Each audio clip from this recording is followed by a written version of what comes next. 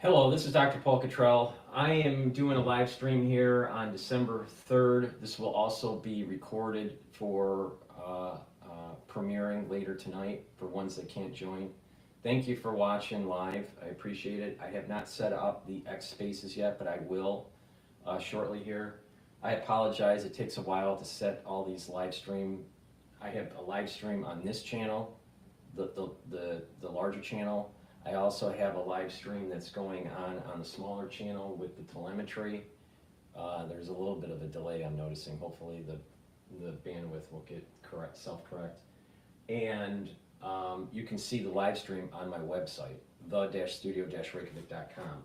On the website, for the ones that don't know, you can just go to the-studio-reykjavik.com and go to broadcast, and you can either listen to previous episodes on podcast under radio, and I have a bunch that are listed. You can download them, you can listen to them, and then I have the live, and live will you just click it and you can actually see it play. You can widescreen it, so it's pretty cool.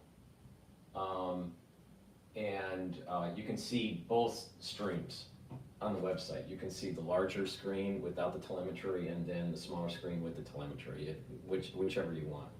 So there's lots of ways to see my work here. With that said, let's go to the broadcast here. So thank you for joining. I appreciate it.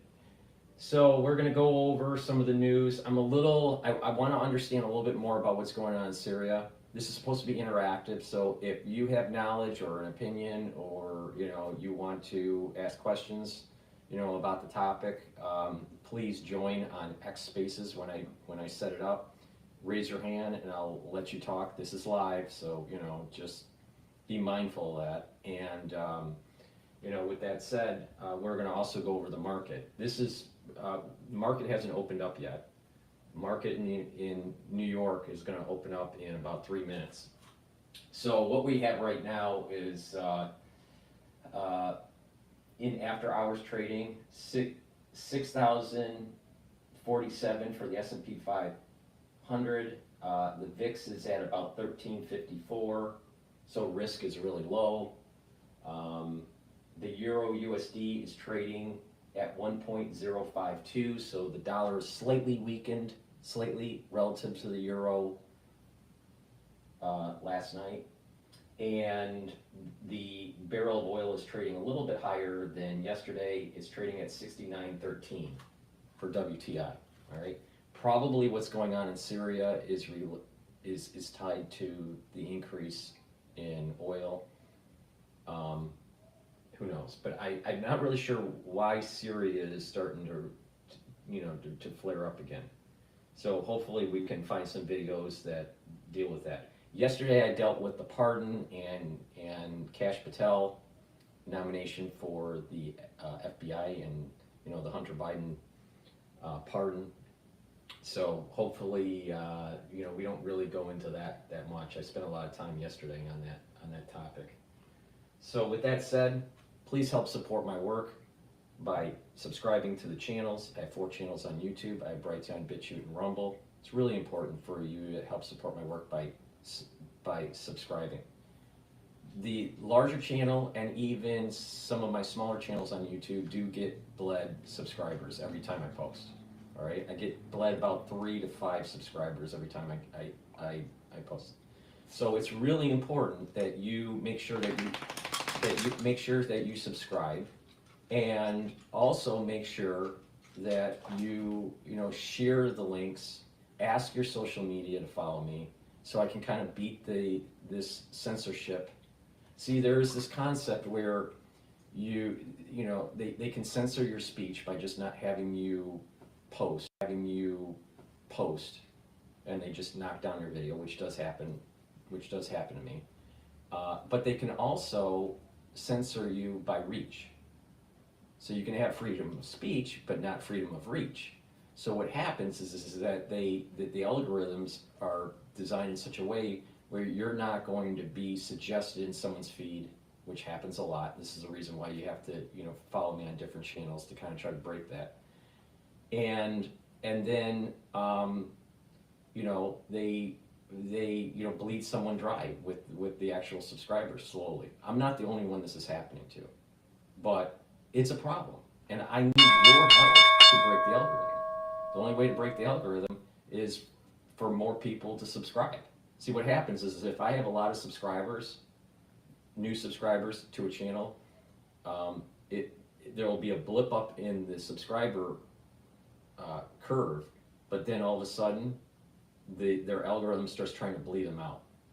And so I don't even know what my real subscriber count is. Right? It could be higher, it could be low. I don't know. Because every time I post, YouTube brings down my subscriber base. But I'm not going to stop. So I could have a million follower channel, and I have no idea. But the point here is that I need your help. All right. I'm assuming that the count that is being stated is the right subscribed count, and that just make sure you subscribe to all the channels and ask other people to join in. I need to break the algorithm. All right, they've been bleeding me dry for 5 years, slowly, every time I post. So I did a lot for people. I think I need some help to bring up the subscriber base. With that said, also go to the store. You can the-studio-reykjavik.com and get the different products that I have. I have ebooks, I have supplements, I have classes about immunology and pulmonology that I did where you can download PDFs and watch a lot of different videos on the subject matter. You can get these anti-aging boxes and longevity boxes that I've curated to help support your health in different systems. I've designed it in such a way where it's improving different systems. And you can help by donating. You can donate through Stripe, PayPal, or Buy Me a Coffee. It's through the donations and the subscribers on Brighteon. The paid subscribers on Patreon that help with providing this stuff for free. So if you want to help, purchase the products, share the links, ask people to subscribe and to follow me, because there will be another biological crisis and you're going to need me to navigate you through it. And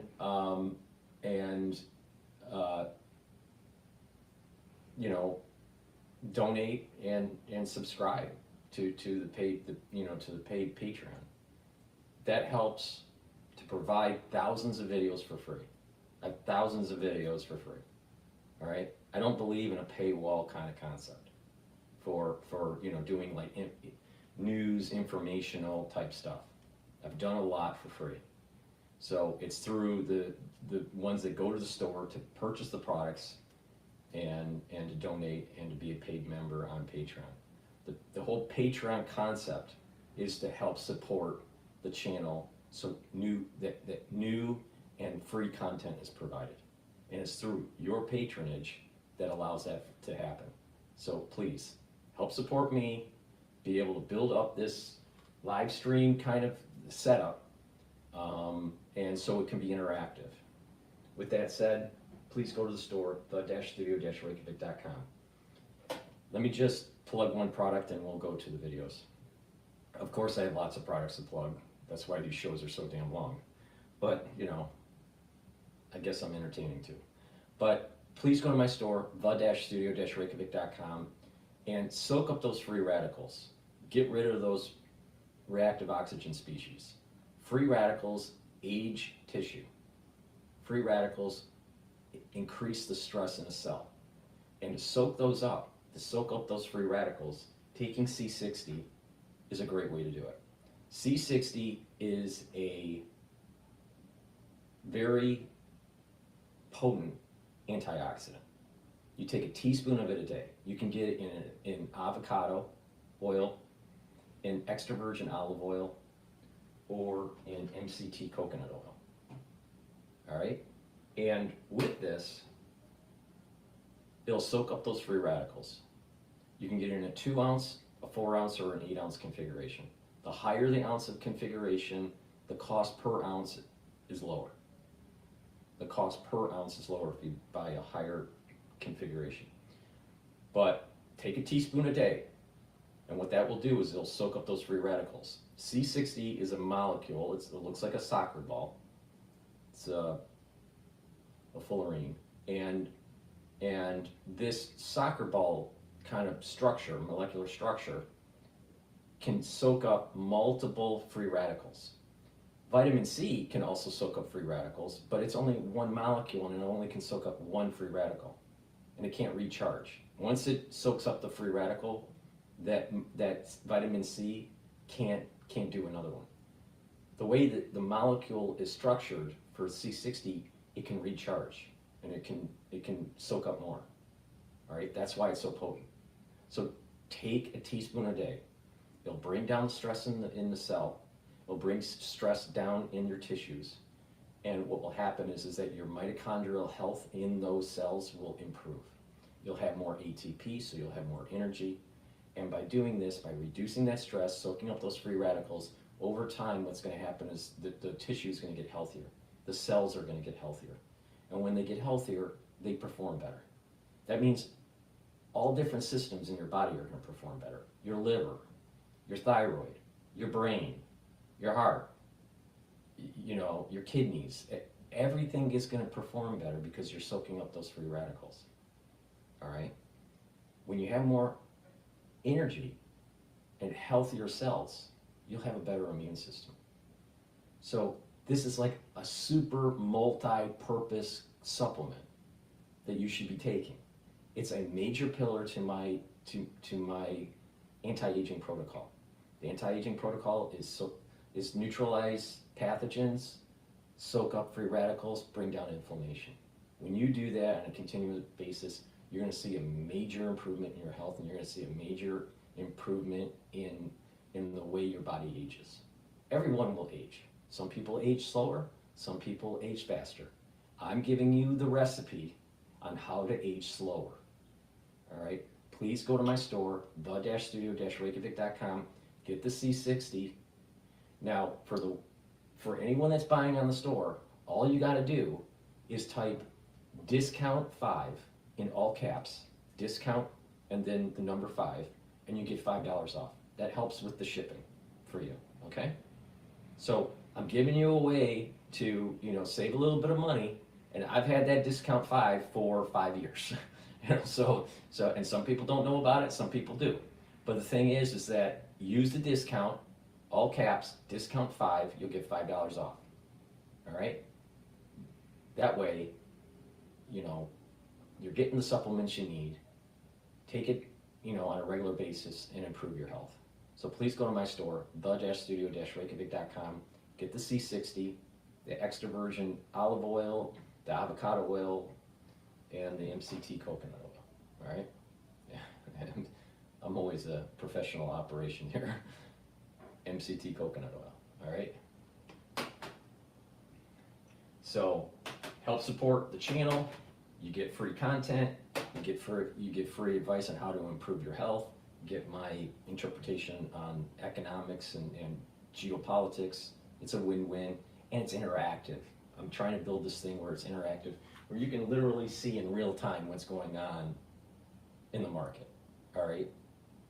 And news events just kind of happen, and those news events do get digested into the asset prices in the bond market, in the oil market, in crypto, in equities. So we're seeing this in real time, and we're participating and watching this together. So with that said, please go to the store, help support your health, and help support my work. All right, let's drop into Bloomberg for a sec while I set up Spaces here. Again, Spaces is for you to call in, just raise your hand, right, on X Spaces. Raise your hand, and I'll let you, ask a question or just talk a little bit about what you think is going on. But I have to set that up right now, so let me play the play what's going on. Inherited the first term economy after most of the worst That's of the GFC recovery happened, and now he's stepping in after most of the worst of the inflation surge has happened. So he's had two really spectacular entry points. Let's see what he can do with it. Well, Barry, better to be lucky than good, but I want to go back to what you said initially when I asked you about Europe, and you said it's the performance divergence between European and U.S. equities. I'll trump you on that. It's not just the divergence in equity performance; it's rate differentials, it's growth differentials, and all of that translates into a weaker euro. So I look ahead, and I'm asking you this really, I'm going to Barcelona in a couple weeks. I mean, should I just pack my bags, like bring empty suitcases? I mean, what does the dollar look like from the perspective of someone on the ground in Europe right now? It's a golden era of American travel in Europe. When was the last time we were at this exchange ratio? I was in Italy in the fall. I was in Amsterdam about a year ago. As expensive as nice hotels are and nice restaurants are, the exchange rate. I am thinking that this is the early signaling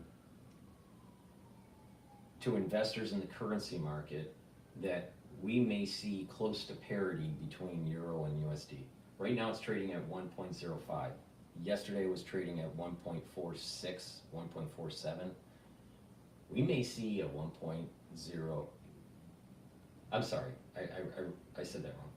It's trading at 1.05, and it was trading yesterday at 1.4, 1.046, 1.047, somewhere in there. But I think probably into 2025, we're probably going to see something close to 1.02, 1.01, all right? And they're talking about, all right, this is talking about South Korea here. What's going on? President Biden is in Angola this morning to promote Washington's investment in the sub-Saharan African nation. The United States is all in Angola. We've already, my administration alone, has invested over $3 billion in Angola thus far. However, the president is dealing with a controversy following his decision to pardon his son, Hunter Biden. Harry Shapley, an IRS investigator who worked on the Hunter Biden tax evasion case, took issue with the president's statement that his son faced prosecution only because he is his son. If the Department of Justice truly is fair and treats every individual the same, then there's no way they could have not charged Hunter Biden. Democratic Governor Jared Polis of Colorado said he was deeply disappointed that the president put his family ahead of the country. Donald Trump says he's going to Paris on Saturday to celebrate the reopening of Notre Dame Cathedral after the devastating fire 5 years ago. Bloomberg's Stephanie Baker reports it will make French President Emmanuel Macron the third foreign leader Trump has seen since his election win last month. They had a bit of a love-hate relationship during Trump's first term. They were very friendly for a period and then openly hostile. I think Macron will be eager to meet with Trump as he is in the middle of a political crisis at home and a political challenge from the far right. Bloomberg senior writer Stephanie Baker. Meanwhile, French lawmakers will hold a no-confidence vote tomorrow, with far-right leader Marine Le Pen expected to join forces with a left-wing coalition to topple the government.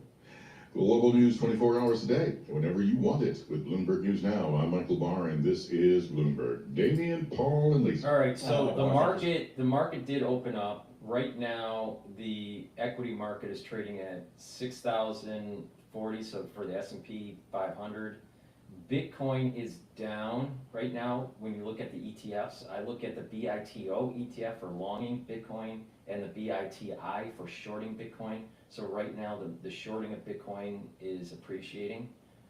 VIX is at 1366, very low VIX, so that means low risk. Equities probably are going to go up, close higher. And euro is trading at 1.052. Oil is 68.97. So oil's still, below that $70 a barrel. Now, if things start ramping up in the Middle East, I would suspect that oil would go up a above 70. Now, what is interesting here is that compared to yesterday, the dollar is weakening, all right? Because remember, the dollar was trading at, relative to the euro, that trading pair, euro to USD, was trading at 1.04746, something like that. And then it started to come back up. Now, it's now at 1.052. But yet, Bitcoin ETF for shorting it is going up. So that means that Bitcoin is weakening. So dollar's weakening and Bitcoin is weakening. This is the reason why I keep on saying that Bitcoin is a very volatile virtual asset class that most likely will never supersede the dollar. But, you know, because of that volatility, money can be made in it. But economically, I don't think it's viable. I don't think there's a viable currency. Okay, so with that, let's take a look at Fox Business. This is dealing with Trump is ready to drop the mother of all bombs, whatever that Moab is. Let's find out. Trump demanding that all hostages held by Hamas be released before his inauguration on January 20th. Trump posted on Truth Social, if the hostages are not released prior to January 20th, 2025, the date that I proudly assume office of President of the United States, there will be all hell to pay in the Middle East. The Israeli Defense Forces confirming American-Israeli hostage Omer Nutra was killed in battle on October 7th. His body has been held hostage in Gaza. Joining me now is Georgia Congressman Richard McCormick, a member of the House Foreign Affairs Armed Services Committee on Science, Space, and Technology. He's also the Republican Study Committee and the GOP Doctors Caucus. Congressman, thanks very much for being here this morning.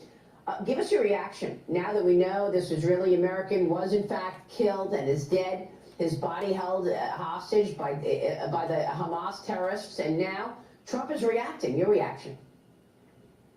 I've been saying this for a long time. When you exude weakness, your enemies will flourish, and this is exactly what's happened. The Biden administration has been the worst foreign policy I've ever seen in the history of the United States. I used to teach this stuff, evolutionary warfare, and I can't stand what I've seen. It's great to have President Trump coming in and actually not just talking softly and carrying a big stick, but actually flexing on something that we've always had. I know that some people are against the whole war in the Middle East and all that, and I understand why. I understand why certain people feel that way. I get it.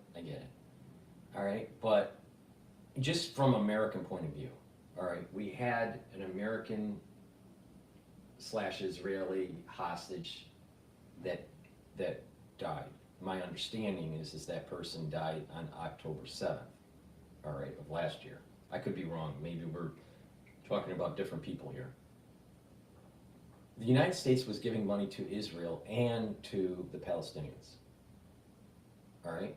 Why didn't the Biden administration say to the Palestinians, you'll get the money when all hostages that are American are released, or any of the dead are released, and then we'll give you, money for, humanitarian support? What was wrong with that kind of policy? I mean, don't we have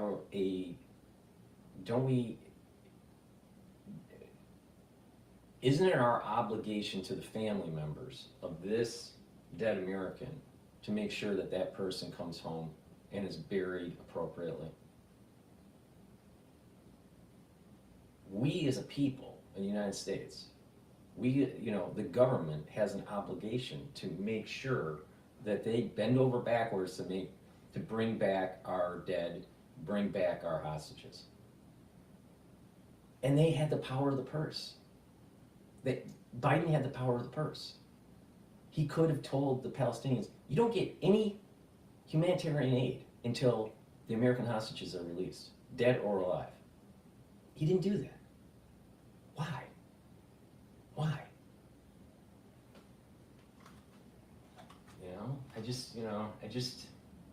I just wish that there's just more peace in the world. But unfortunately, to get to that peaceful world, we're going to have to go through some tumultuous times. in history, which is the most lethal military organization in the world, and people should fear us when they do wrong, and they have done us wrong, and they haven't done anything to right this incredible injustice. I'm glad that we're going to have a president who's going to stand up for what's right and get something done for a change. Yeah, I mean, he's tough, and he's saying so. I'm wondering what the reaction on the other side will be. Do you expect we could actually see a resolution? I mean, do you have any indication that the hostages will be released? I think they will. As a matter of fact, I think people realize that this is the guy who dropped the mother of all bombs. When he says something, he means it. People should be fearful when you do wrong. That's what the military is for. I don't think the Middle East folks that we've dealt with, whether it be in Afghanistan, Iraq, other places, they understand one thing. They understand strength. And when you exude strength, your enemies will comply. And I think that's exactly what's going to happen. Well, I mean, what is the budget for the Pentagon? I mean, DOGE co-leaders Elon Musk and Vivek Ramaswamy are set to meet with GOP lawmakers this week. Elon is proposing to cut the Pentagon's $824 billion budget after it failed its 7th audit in a row. Elon Musk posted this on X. The government needs to stop wasting your hard-earned money. On the campaign trail, Musk touted the need for DOGE, saying, quote, the interest, just the interest that we owe on our national debt is higher than the defense budget.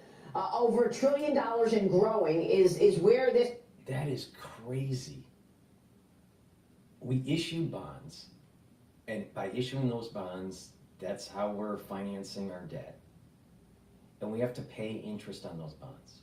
And the interest on the bonds are larger than the Defense Department.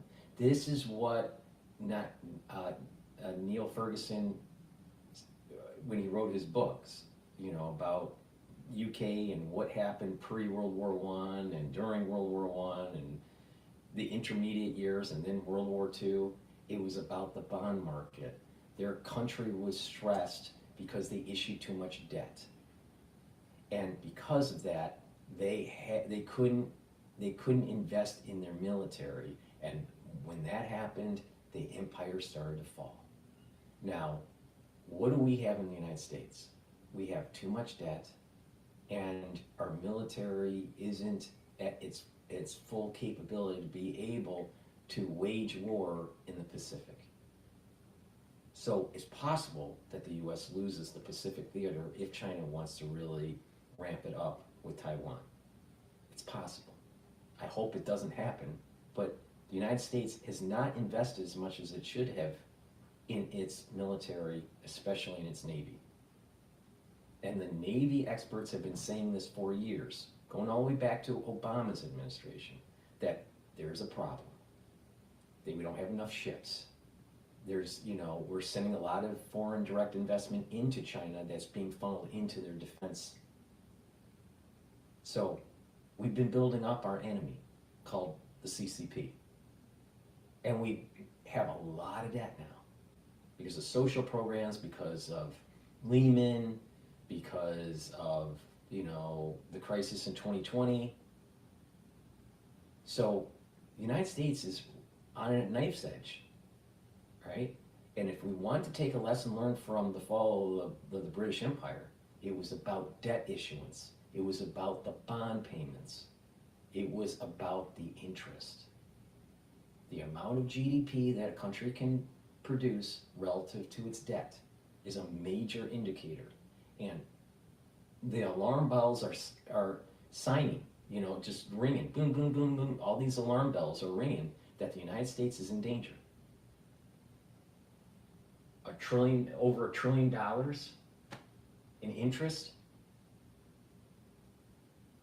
We got a runaway government spending way too much money. And this is part of the reason why you can go to these agencies and say, we don't have the money, so we don't hire these people. We don't have the money, so we truncate your power.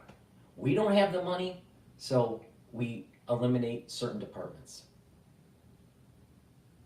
That's how corporate America would do it. So what's so different about corporate America versus the government? It's a major problem. If we want to have another 250 years of Americana, we're going to have to make sure that our debt to GDP ratio is manageable. Right now, it's not manageable. going. The interest. The country is going to go bankrupt. That's why we need the Department of Government Efficiency, DOGE, on a brass plaque on a desk, Congressman. Nice tweet from Elon Musk. But what do you make of that? The fact that the interest alone is rivaling the amount of money we spend on defense. Is that the budget, 824? Well, that's exactly. We have all seen the devastating images in the news. Homes destroyed, loved ones lost. When an emergency strikes, Well, that's exactly what we've all been talking about. Well, at least the Republicans anyways. The problem with the Democrats is they've never run out of things that they can give away for free, quote unquote. When you talk about $1 trillion in debt payment just on interest alone every year, we can't just talk about the military. Though the military can do some things better. We can save some money just in the way contract. We're going to be careful that we don't decrease our abilities because China is right on our heels. However, if you talk about 75% of the budget, 75% is non-discretionary. We're going to have some hard decisions. We got to bring the Democrats in and talk about Social Security, Medicaid, Medicare. There's hundreds of billions of dollars to be saved, and we know how to do it. We just have to have the stomach to actually take those challenges on. But we can't just talk about our discretionary budget. That's 20. That's And less than 25% of our budget. another thing that a lot of people knee-jerk with when they're pushing back on on certain policies and certain social programs in the United States when you want to cut funding. There's a budget for a particular program. Some of that is money that goes to the actual citizen for that relief. Let's just say Medicare or Medicaid. Money goes for those Medicare and Medicaid payments, for service, of the patient, right? But there's also money for the administration that manages that department. Well, maybe they're not managing the department enough, good enough. So you can cut, let's say, I'm just using it as an example. Let's just say Medicare has $1 trillion budget. I don't know what the budget is, but let's just say it has $1 trillion, all right? I'm sure it's lower than that, but let's just use it as an example. Let's just say Medicare, Medicaid has $1 trillion budget. Let's say 80% of that goes for patient services, all right? And 20% goes to administration. Why can't you cut the administration and make it more efficient, especially in the computer age? Why can't you say that perhaps certain services are being over-prescribed where the patient may not need it? Because the doctors, want to build it up, So there's waste. There's wasteful spending. So if you get rid of the wasteful spending, it's not really going to affect the patient. Now go to Social Security, for example. You can reduce the actual budget for Social Security, right? But it doesn't mean that the actual payments to the elderly go down. They may actually go up with a lower budget because you're getting rid of the waste. If you're getting rid of the waste, there will be more efficient dollars available for these people. Or what might happen is that you cut the budget of Social Security, and there's no change in Social Security to the elderly's point of view. But from the bean counter's point of view, from the accountant's point of view, the budget for the whole department for Social Security has gone down because you stopped the wasteful spending. That's what DOGE is all about. But what's going to happen is the Democrats are going to say, well, DOGE, you're trying to cut Social Security, and so grandma isn't going to be able to buy food. No, you can cut the budget for a particular department and actually have more money for the actual client, in this case, the elderly. We got to get rid of the wasteful, bureaucratic spending. And when you do that, there's probably close to $2 trillion of waste in government. So it's a good thing to get more efficient. We see this in corporate America, where if the corporation isn't efficient its bottom line isn't good. Investors don't want to, buy their stock, and lots of problems happen. So what happens is there's a feedback. The C-suite, the CEOs, the CFOs, they get that signal from the investors that, and from the board that things are not right, restructure. Well, the government should get that signal too. And the problem is the last 30, 40 years, the government hasn't been getting that signal. It hasn't been paying attention to the signal that it needs to be restructured. There needs to be reorganization. Certain departments need to die. A lot of departments need to shrink. Wasteful spending needs to stop. They need to, get more efficient with certain types of technologies. And when that happens, we're gonna have a better budget. So let's keep in mind that cutting a budget for a particular service or department in the government does not necessarily mean that the end user's services are cut. Especially when you go and try to restructure those departments to be more efficient at the administrative level. All right? What will happen is that the Democrats are going to say Granny isn't going to, get her benefits, but make sure that those people that are working at the IRS or, in government are, getting their increases. Make sure that they're increasing their departments with headcount. Well, maybe they don't need to increase their departments with headcount. Maybe the workers in some of these government agencies should work harder. Just like in corporate America, when there's a restructuring, the people that are surviving within the organization, they just have to work harder. So the problem is that progressivism in the context of the Democratic Party has cut off that signal for restructuring for the last 30 or 40 years. So the government needs to be restructured, and that's what DOGE is. Find the wasteful spending, cut it. That may mean just reducing budgets. It may mean actually cutting headcount. It may mean totally getting rid of certain departments. Certain departments pop up for a certain reason decades ago. Maybe we don't need those departments anymore. Case in point, we had a lot of emergency powers that were given to the national security state right after 9/11. Do they still need those budgets? Do they still need emergency post 9/11 funds to hire those executives, to hire the administrative staff? I thought bin Laden was killed. So the answer is the government needs major restructuring.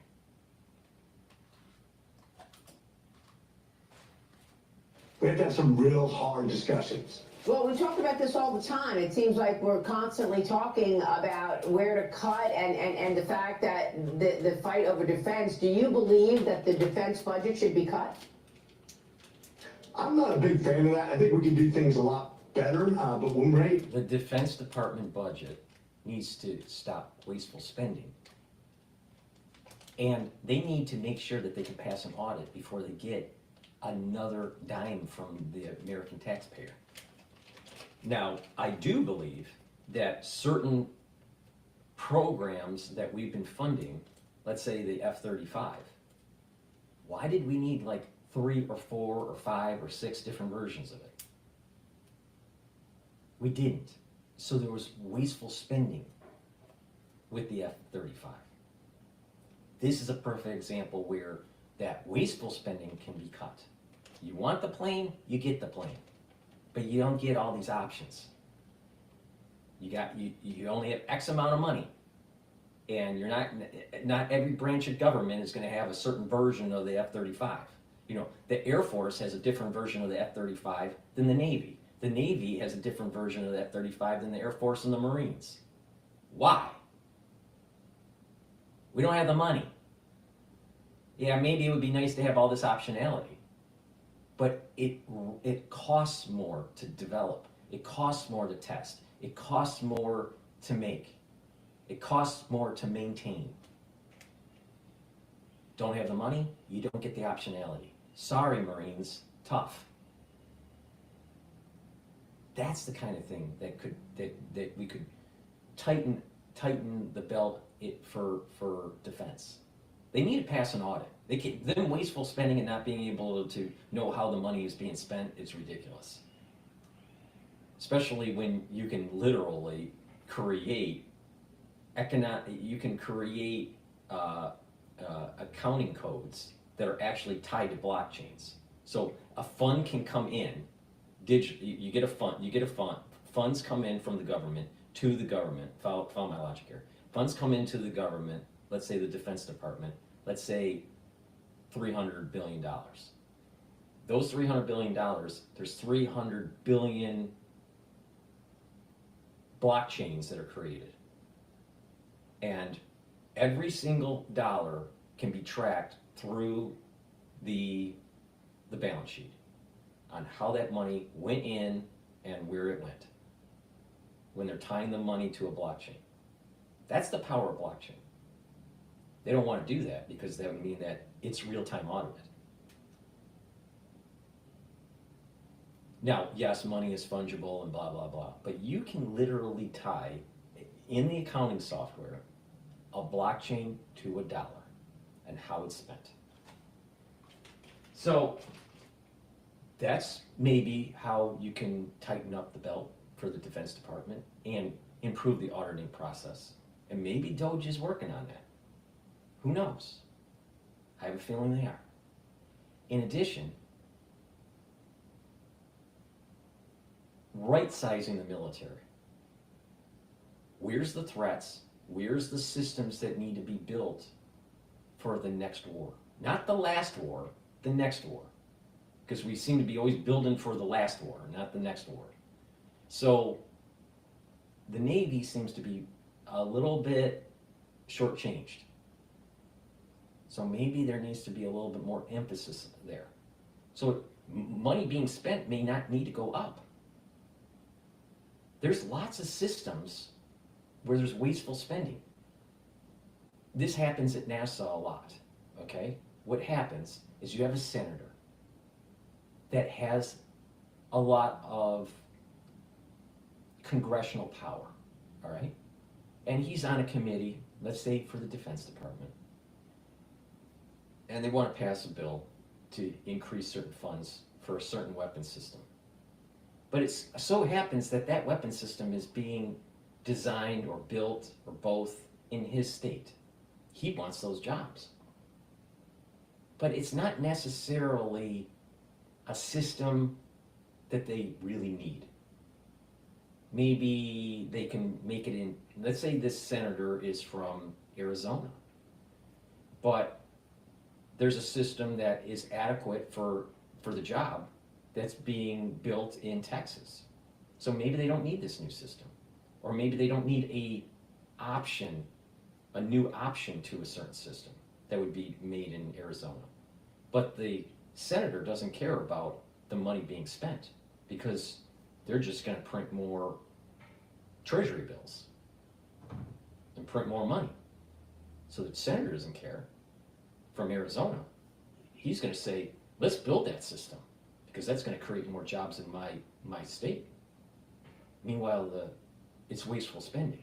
We need efficient spending for the military, not wasteful spending. So again, cutting the budget may actually, when it's done properly, actually make the Defense Department, our military, more lethal because it's more focused. And stop all these crazy development projects that cost overruns and don't work. That's the way you do it. And that's the power of Doge. It's putting in, we don't have enough MBAs running government. We have too many lawyers running government. And the lawyers, the last I looked, don't know much about economics. Most lawyers don't understand economics. So they just keep on printing and printing and printing and printing. All of a sudden, Everyone is laden with debt, and our society collapses. Thank you, lawyer, for collapsing the society. Maybe we need some MBAs coming into the government and doing a little bit of bean counting and saying, you know what, you're not efficient, get efficient, or die on the vine. That's how corporate America is. Why isn't that the way the government works?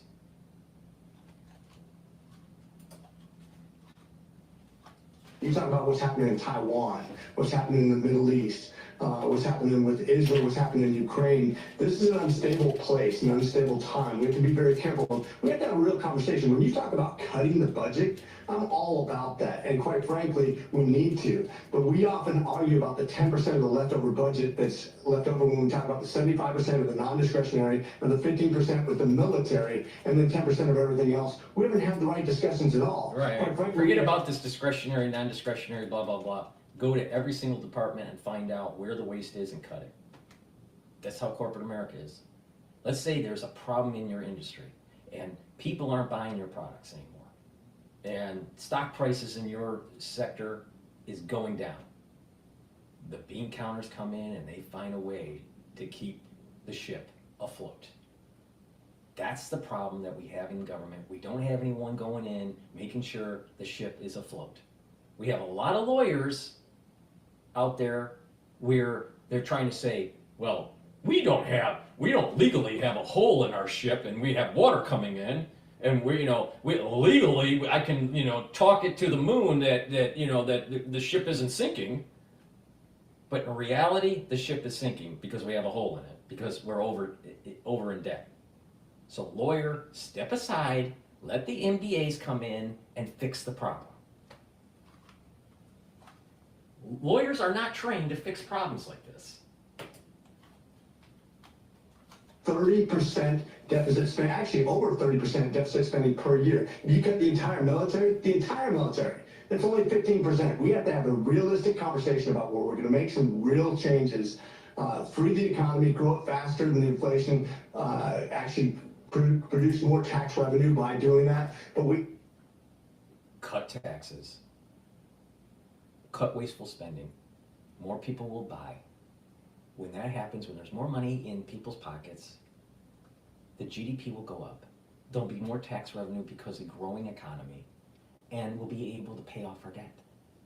This is it's a win-win. So when you have Democrats saying, oh, you're gonna cut taxes, oh, that's gonna create a deficit. Well, you're also cutting wasteful spending, and you're having a growing economy because people have more money in their pocket.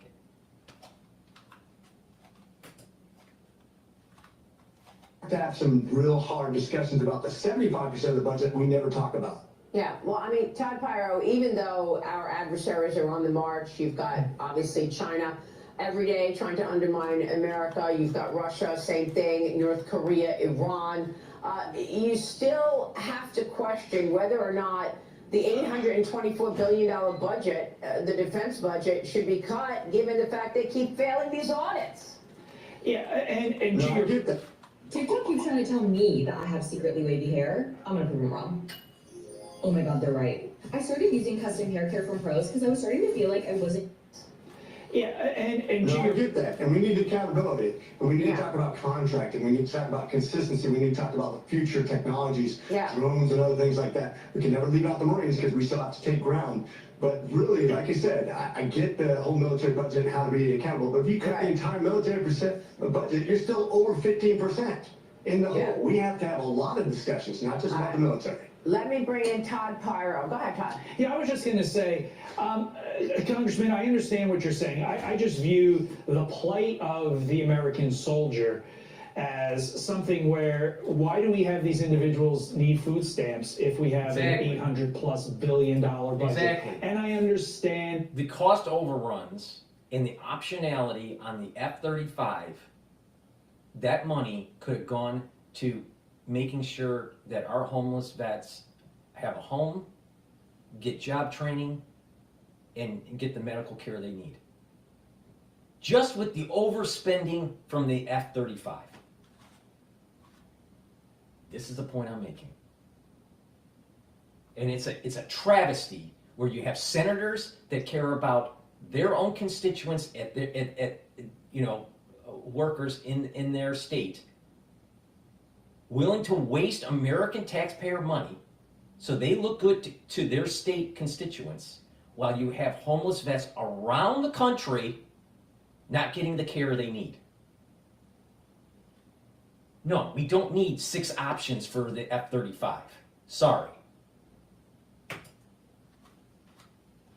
Their explanations always given. It just seems very incongruous to me to have these federal contractors that make money because they can't budget, combined with the fact that the Pentagon itself has these overruns and can't account for money, while our brave men and women are suffering. You know, they're the ones that are signing up to fight and die for our country. If there's going to be an inflated budget, those individuals that are volunteering for that should be the ones that are getting the money. And I understand that that's not necessarily how it works, but I do agree with Maria in the sense that there is an ability to cut. And if there's not, let's make sure that the people doing the fighting are getting the money. Your thoughts? Yeah, and let me just jump in there and mention COVID and all the spending that happened on after by the COVID way, most of these senators that are using your taxpayer dollars wastefully for these defense programs that we really don't need. Some we do, but the optionality, especially on the F-35, we didn't. A lot of them did not serve their country. Isn't that interesting? And they'll send their kids to Yale and Harvard and Brown, and they'll make sure that their kids are okay and they're going to the private schools. But they won't support our vets. I mean, I'll tell you, someone should design an app where it tracks the military service of a particular senator, if they had service or not, and their kids, if they served or not, and where their kids go to school. And I think that you're going to find some really interesting trends. And that's the reason why America starts to get pissed off about an aristocracy. I mean, America's not about aristocracies. It's about merit and working hard and, moving forward. We had a war in the 1700s against, monarchs and the aristocracy.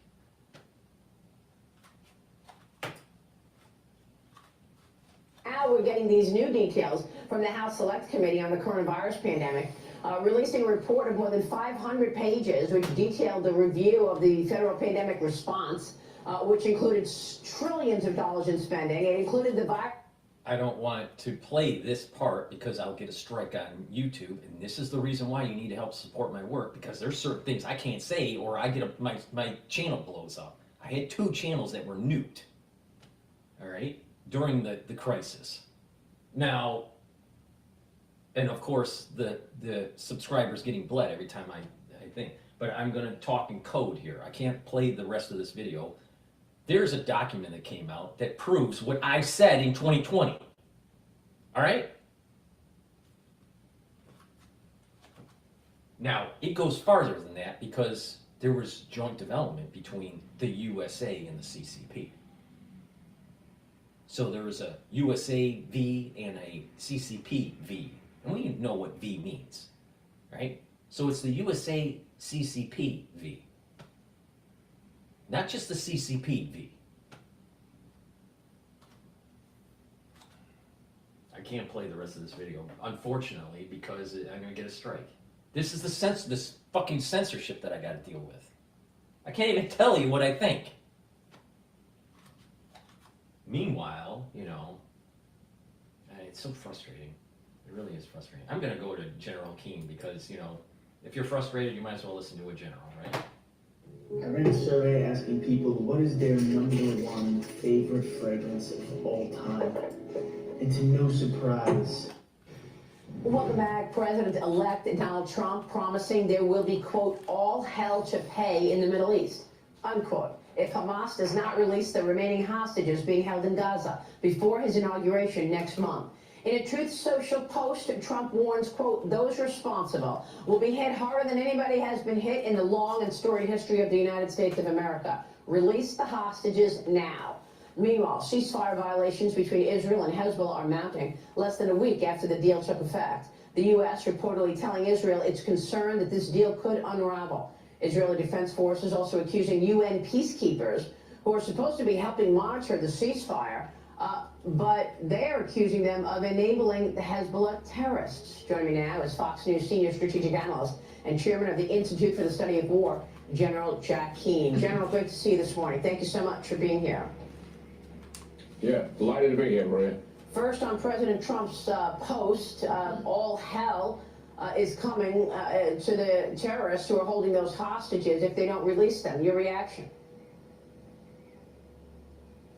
Well, certainly he's reinforcing, what Prime Minister Netanyahu has been saying for some time, and I think everyone in the Middle East recognizes that the incoming administration is going to pretty much support what Prime Minister Netanyahu has been attempting to achieve from the outset, and that certainly is to defeat Hamas, which they've done militarily, and then destroy the remnants of it as much as possible. And obviously, President Trump is supporting what took place with Hezbollah, and that ceasefire, although we know from the outset it would likely be fragile.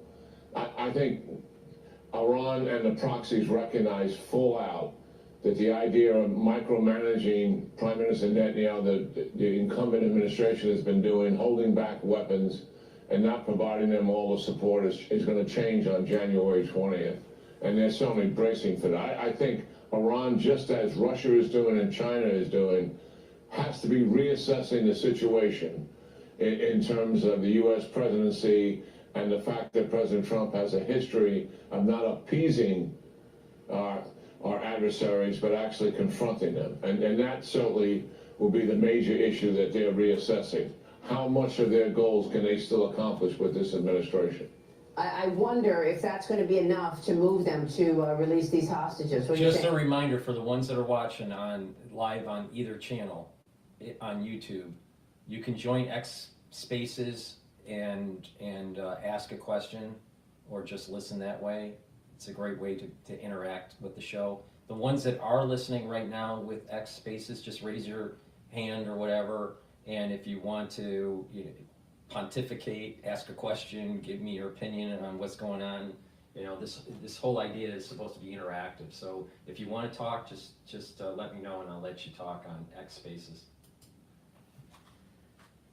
Your gut say? Well, it comes down to, Sinwar wouldn't do it unless the Israelis completely got out of Gaza. And the people that took over from him are saying the same thing. However, they initiated the negotiations that are going on now. Hamas did. And that's very different from where we are in the past. And we'll just see. Look, we've been down this road since December of last year when the 105 were released. And there's been so many false promises, and the administration always spun the fact that we're getting close, we're getting close, we're getting close, and we never got there. So I don't have any optimism about it. Let's just see what takes place here. And certainly Israel, frankly, is not leaving. And as a matter of fact, Israel is constructing plans. You know what it is really that Trump has taken a page from Reagan. Remember that transition between Carter to Reagan, there was the Iran hostage crisis. And the Reagan administration, before it had its inauguration, warned the Iranians that you have to release the hostages. All right. So remember with Trump, like I said, there's a little bit of Reagan in him. There's a lot of JFK in him, right? There is a lot of George Washington. He's an amalgamation of different souls, when it comes to the presidents. It's very interesting, and I think that combination creates this volatility, right? But having fortitude, right? Trump is exuding fortitude here. It's going to change the dynamics of what's going on in Europe, what's going on in the Middle East, and hopefully what's going on in China. Now, it's better not to have war. It really is. It's better not to have war. But if you can't have peace, then you have to have all-out war to have peace.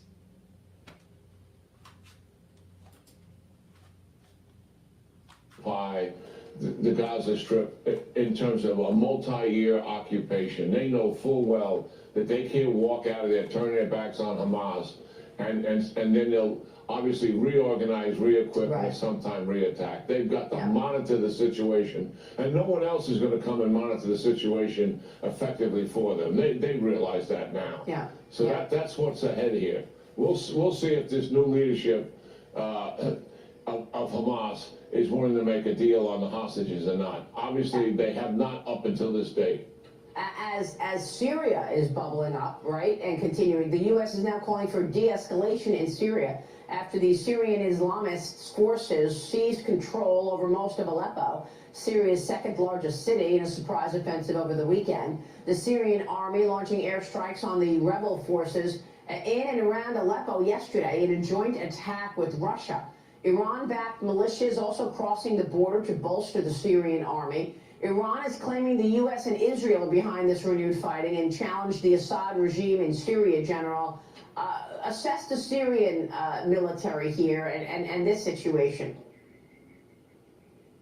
You know, it took 4 years for the Assad regime to take Aleppo, assisted by a huge amount of Russian carpet bombing and the rest of it. It was actually killed tens of thousands of people. And in 48 hours, this Islamic militia took the city back. I mean, it is stunning for that to happen. A couple of reasons for it. The Syrian military, their ground forces, has always been inadequate. The major ground force that fought against the opposition forces for all these number of years was Hezbollah. Tens of thousands of them there, to be frank about it. Where is Hezbollah now? They are not in Syria. They have been dealing with the Israelis. So that's one thing. Their most effective ground force is no longer there. Number two, the Syrian army that is left is demoralized.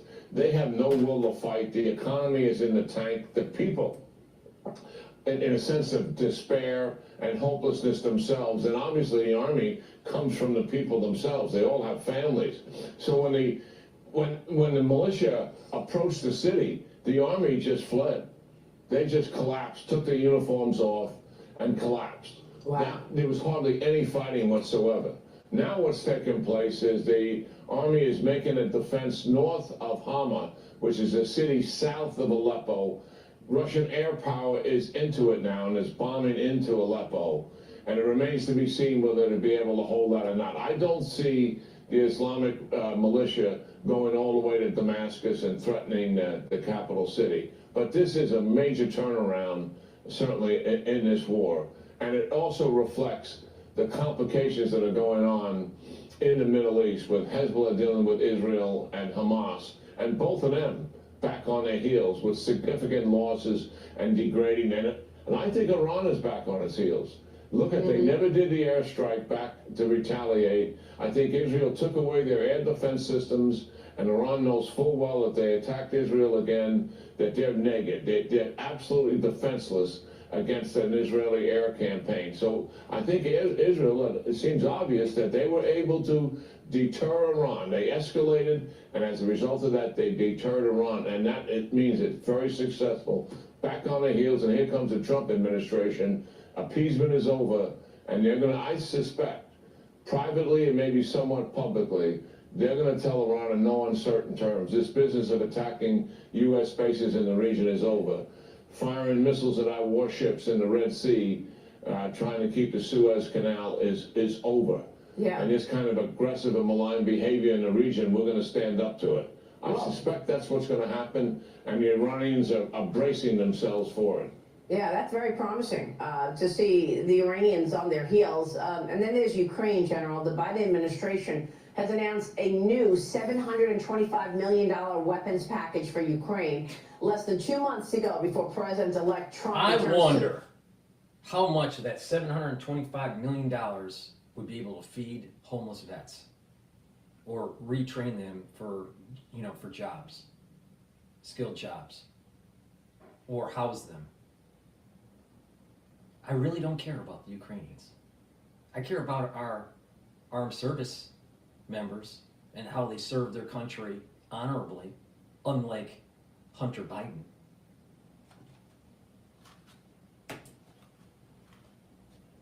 White House, NATO Secretary General is also warning Trump that the U.S. would face a dire threat from China, Iran, and North Korea if Ukraine is pushed to sign a peace deal with terms that are favorable to Russia.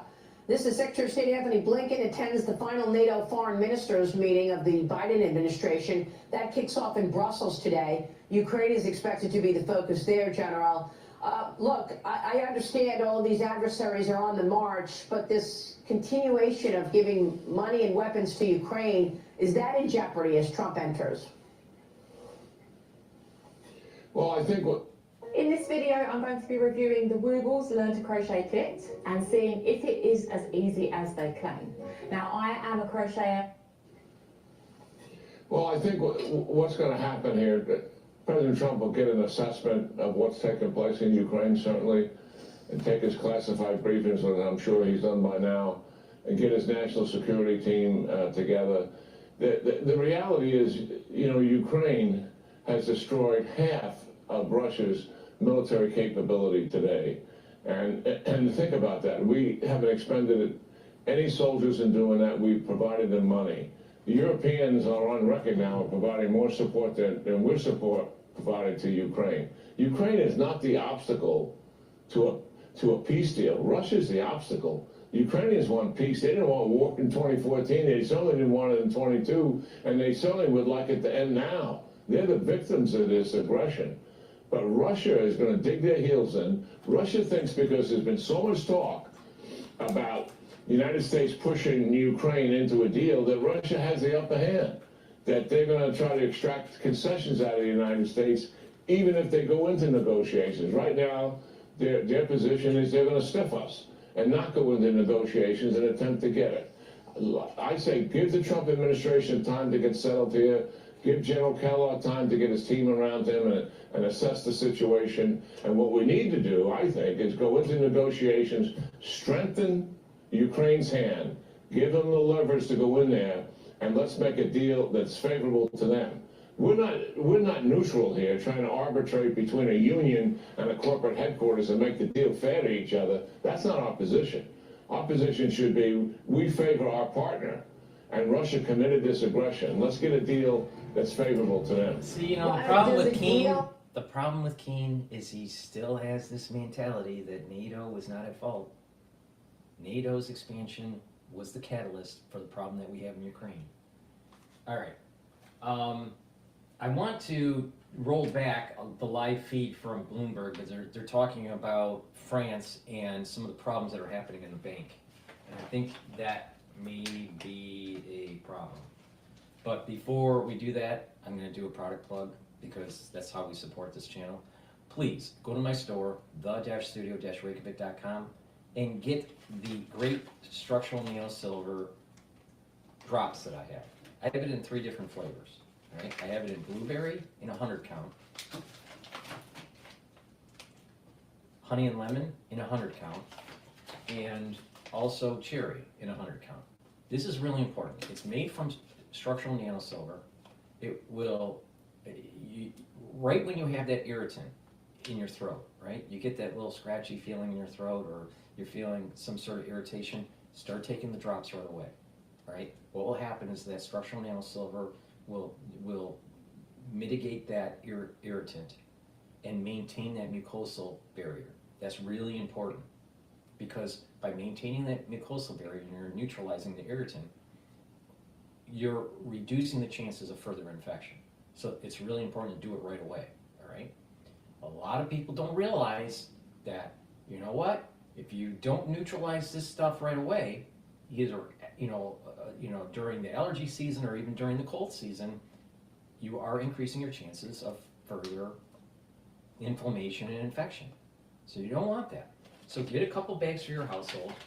Be ready for the cold season. Very important. We're, in the United States, we're in the cold season. Cold season starts around October all the way into March. And you know what? You're ready. So get a couple bags, get whatever flavor that you like, cherry, honey and lemon or blueberry.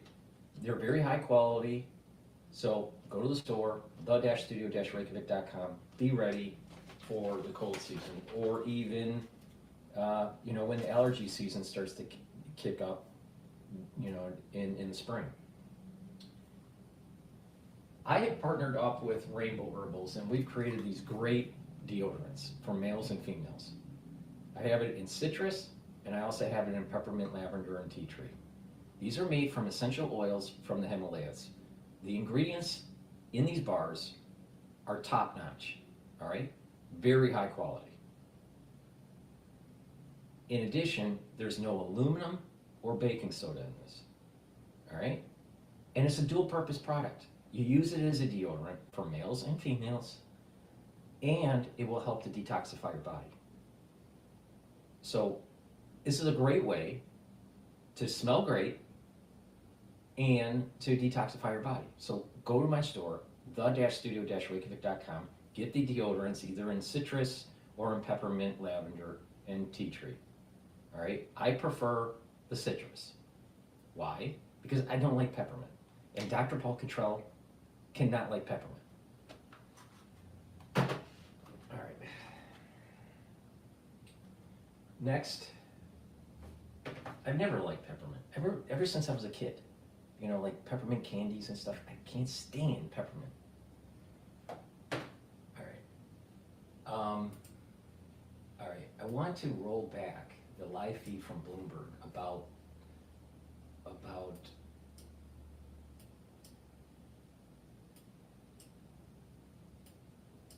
it's hard to roll back these things for Bloomberg because their feed is so large.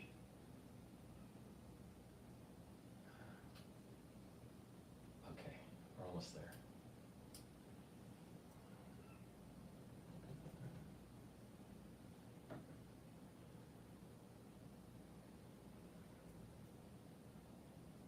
We're almost there.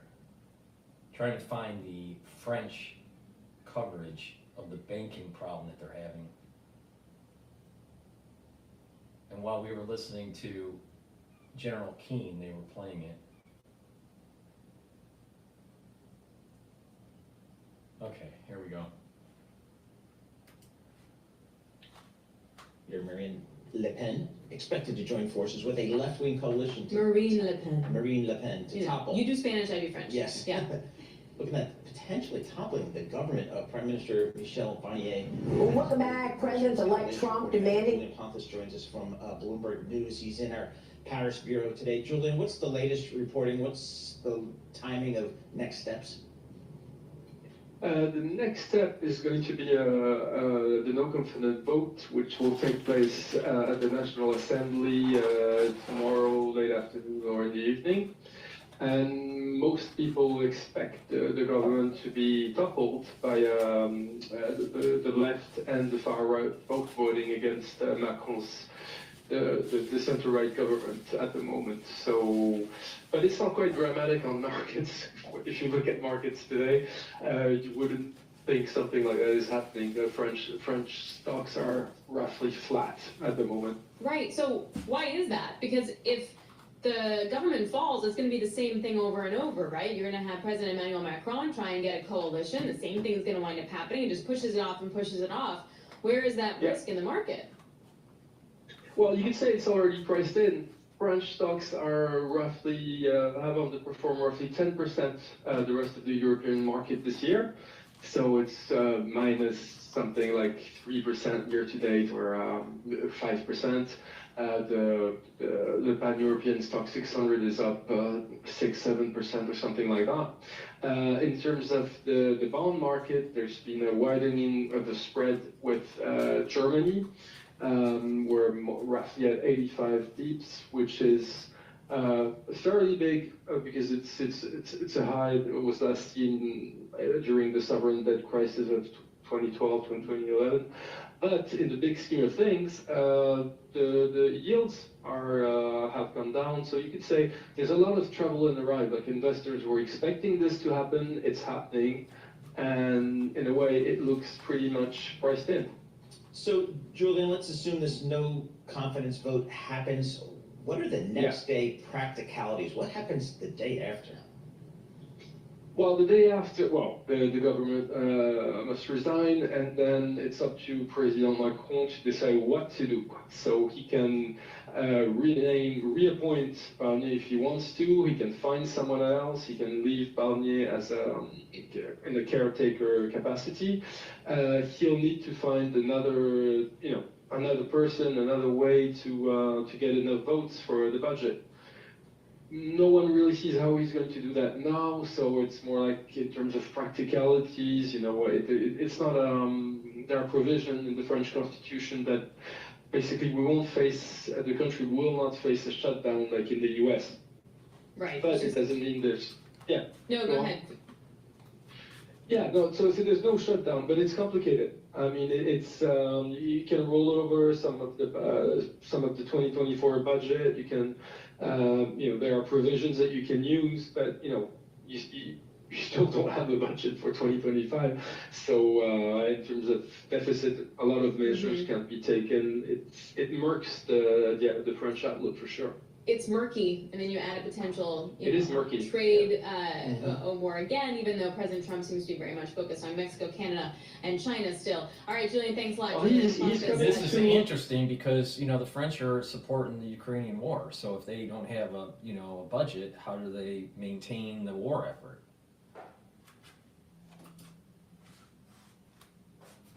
That is, it's true. Julian joining us, Bloomberg Paris reporter. Thanks very much. He is coming to the opening of Notre Dame, which I heard is going to be gorgeous.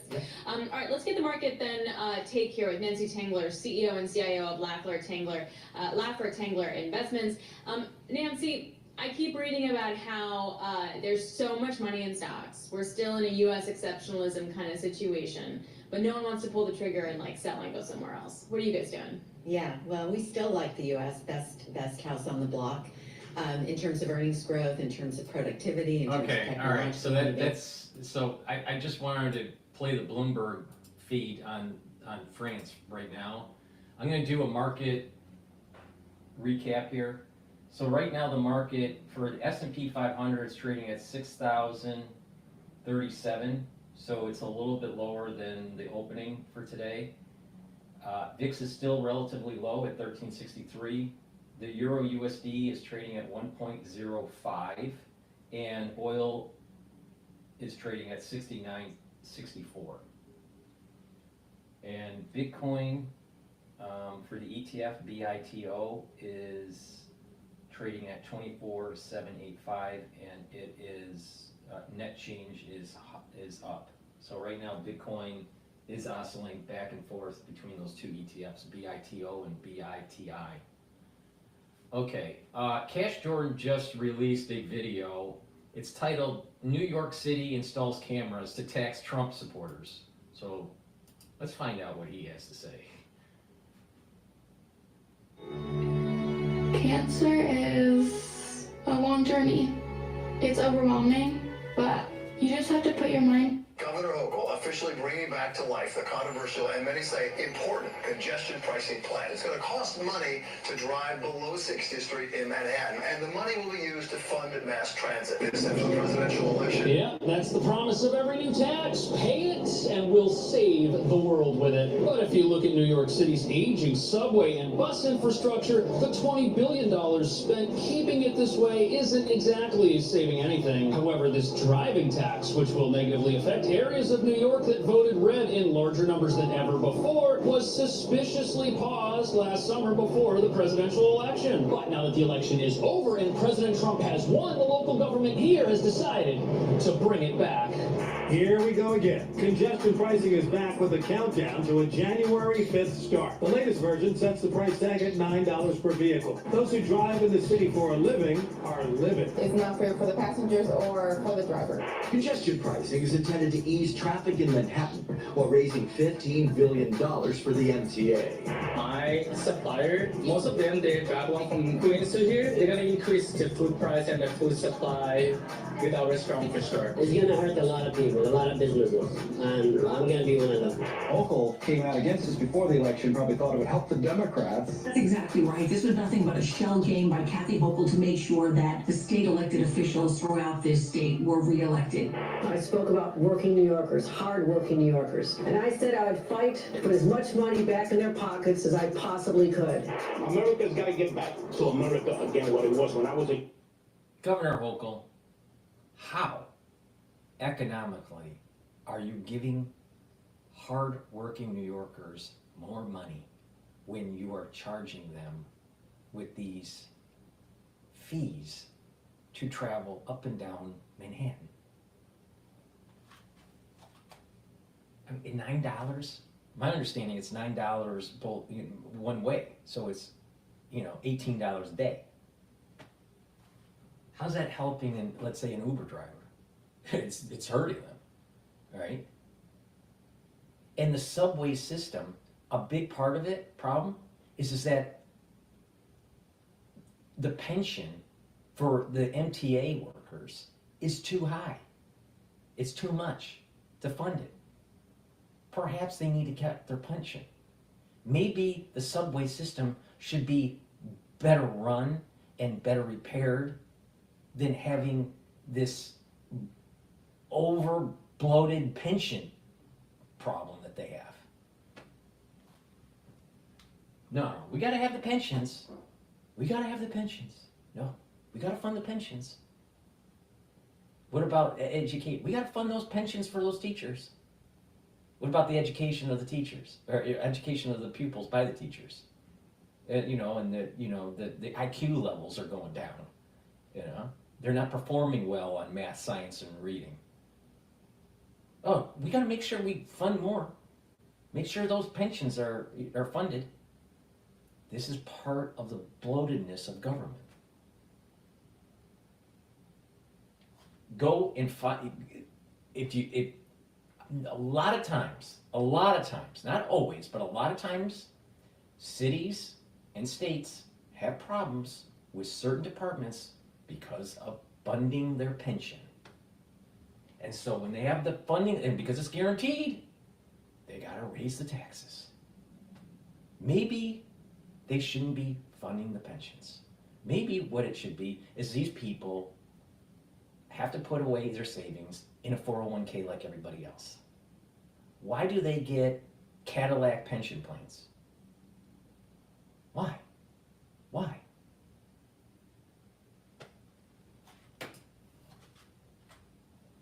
It was a beautiful thing. Now, I don't know America no more, really. Donald Trump made it clear today he does not like congestion pricing. But yes, the question, can he stop it once he takes office? Well, the governor's legal team tonight says he can, which is why they're moving quickly to flip the switch. What? So New York's congestion pricing plan is back after it was paused because of its controversial nature. But pausing the plan that advocates say is going to save our rotting $20 billion a year public transit network proves it isn't going to. In fact, the rollout of the nation's first progressive tax on driving right before the election would have been a golden opportunity to show the world how much better off we all are when the government has more of our money. Unless, of course, someone in charge knows our rusting subway and bus transit networks won't actually benefit from the billions in tax revenue this plan is supposed to generate. But critics say not only will this plan not work, it's also going to make everyone's life here much more expensive, because these driving taxes don't just apply to college-educated office workers who have air-conditioned white-collar jobs and can take the subway to work. They also apply to blue-collar workers who drive trucks full of equipment to fix buildings, and food delivery vehicles that stock our grocery stores and feed our city, which business owners say will lead to higher prices as each delivery of food or products they now get costs more to receive, which reveals the real reason this plan was canceled before the election. Had it been started ahead of time and delivered absolutely nothing, people would have had another thing to vote against. On top of that, President Trump has made it no secret that he's no fan of congestion pricing. And since he campaigned on lowering living costs for the working class, he's promised to block this plan once he takes office. But he's not in office yet, and city officials have decided it's now or never for this historic first-in-the-nation tax on cars to begin, which will definitely lead to less noise, less pollution, and less traffic down here in lower Manhattan. But according to the MTA's own I gotta interrupt here. South Korea to provide unlimited liquidity to markets if needed. So South Korean stocks tumble, won drops as martial law declared. What? I mean, things seemed a bit unstable in the international markets. Now, what surprises me is that I don't see that too much with the Euro-USD trade. It's still at 1.05.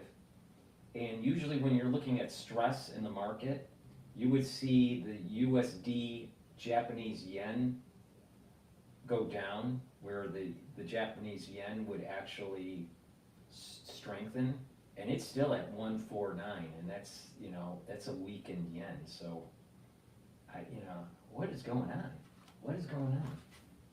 So we got France as a data point, and we got South Korea to provide unlimited liquidity to markets if needed. That sounds a little scary. But, you know, what do I know? We'll just force that pollution to less affluent areas of the city like Brooklyn, Staten Island, and the Bronx, where asthma rates are already some of the highest in the nation. But, as you're about to see, our leaders are so terrified of Trump returning to the White House that they've decided to push through this controversial plan without any regard to the collateral damage. GETTR 2.0 is here. Now it's even easier to be the smartest artist. Just select an image, trace the lines.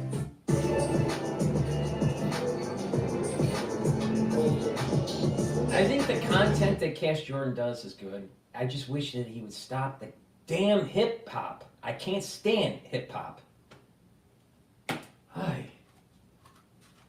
So here we are in the New York City subway, or as I like to call it, the land of broken promises, because even though this is the place where all the money from congestion pricing is supposed to go, it already gets $20 billion a year along with our buses and the other public transit stuff we have here, and it looks like an absolute disaster. Even though there's a city agency in charge of this place that's promised to take care of it and somehow isn't able to find the funds to do it. Yet this place obviously needs a lot of help, and the people in charge of our city want to get this plan enacted to see if it starts working before Trump comes into the White House and puts a stop to it as he's promised to do. Congestion pricing is expected to take effect on January 5th, slapping a $9 toll on most vehicles entering Manhattan south of 60th Street.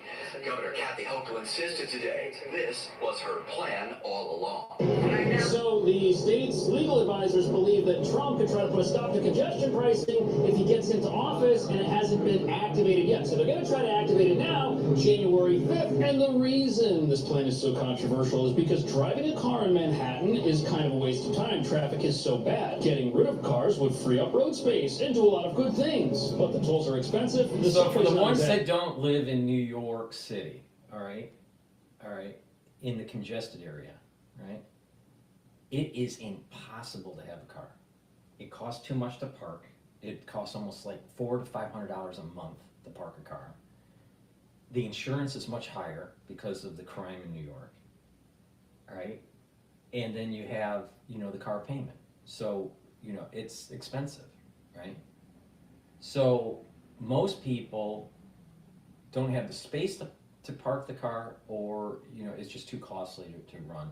Plus, when you live in New York, you basically can do everything just mass transit, all right? So you really don't need, and then if you want to get out of New York, you know, for a vacation or just escape from New York, you know, of course you would have to get a car, or you use some other means of transportation like Amtrak or the bus system, or, you know, like Megabus or whatever. So most people that live in New York, do not have a car, all right? It's just too much of a pain in the ass. There are some people in the outer boroughs where it's a little bit less dense that would have cars, all right? or if you go upstate New York or into, let's say, Connecticut or New Jersey, Long Island, you probably have a car then, all right? But when you're in those areas, your mass transit isn't as good. So there's this give and take. Good mass transit in terms of timely,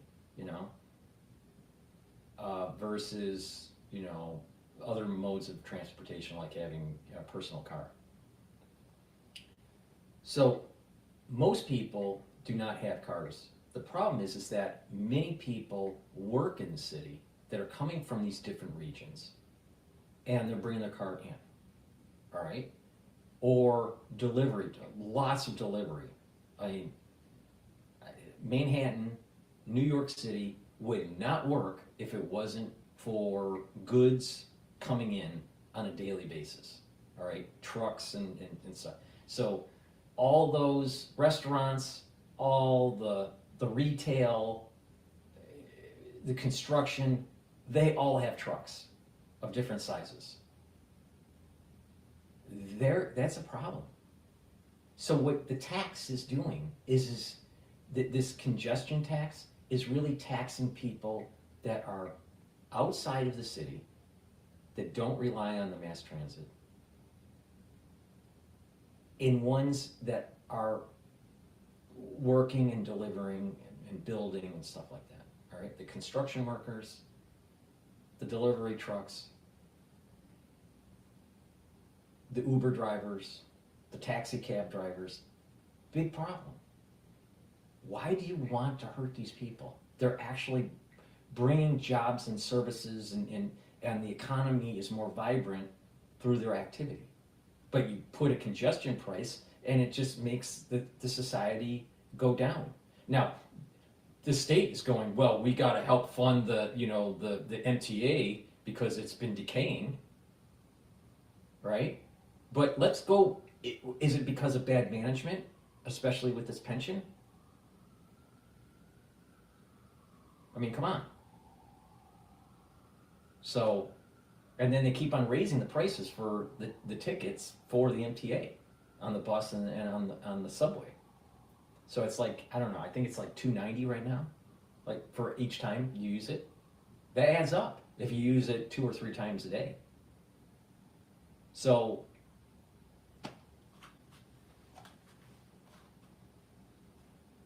the state is falling apart, and as the city and the state falls apart, they just keep on taxing and taxing and taxing and taxing and taxing and taxing and taxing. And then people start to move out and move out and move out. Now, this, I think I said it in a previous video.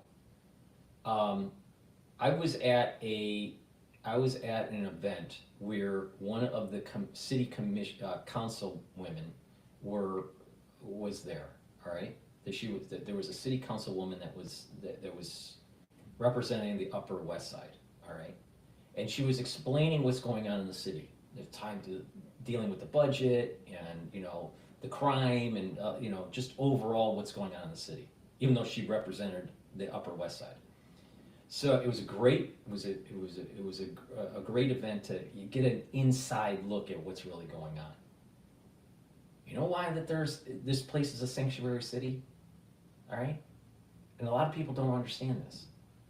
It's a sanctuary city because the Department of Education needs, because the city is losing people, especially young people, children, they're losing money for the public schools. And they get money based on a child in a seat when the school year starts. And it doesn't matter if that person is a legal citizen or not. So there is a feedback by the education department in New York to promote New York being a sanctuary city so they get funds. Because they don't want to lose funds. So they got to make sure that those seats are filled. But yet people are not having children, or people are moving out of the city. On top of it, New York may lose some of its congressional seats if they continue to lose population. So what they want to do is try to get people to stay in the city, to stay in the state, and also get illegal immigrants that would eventually be naturalized, to maintain congressional seats. Because if the flow of people out of the state continue, that means New York no longer has as many electoral votes. It no longer has as many seats in the House of Representatives. And those seats would go to a different state that's getting a population growth. That's the big elephant in the room.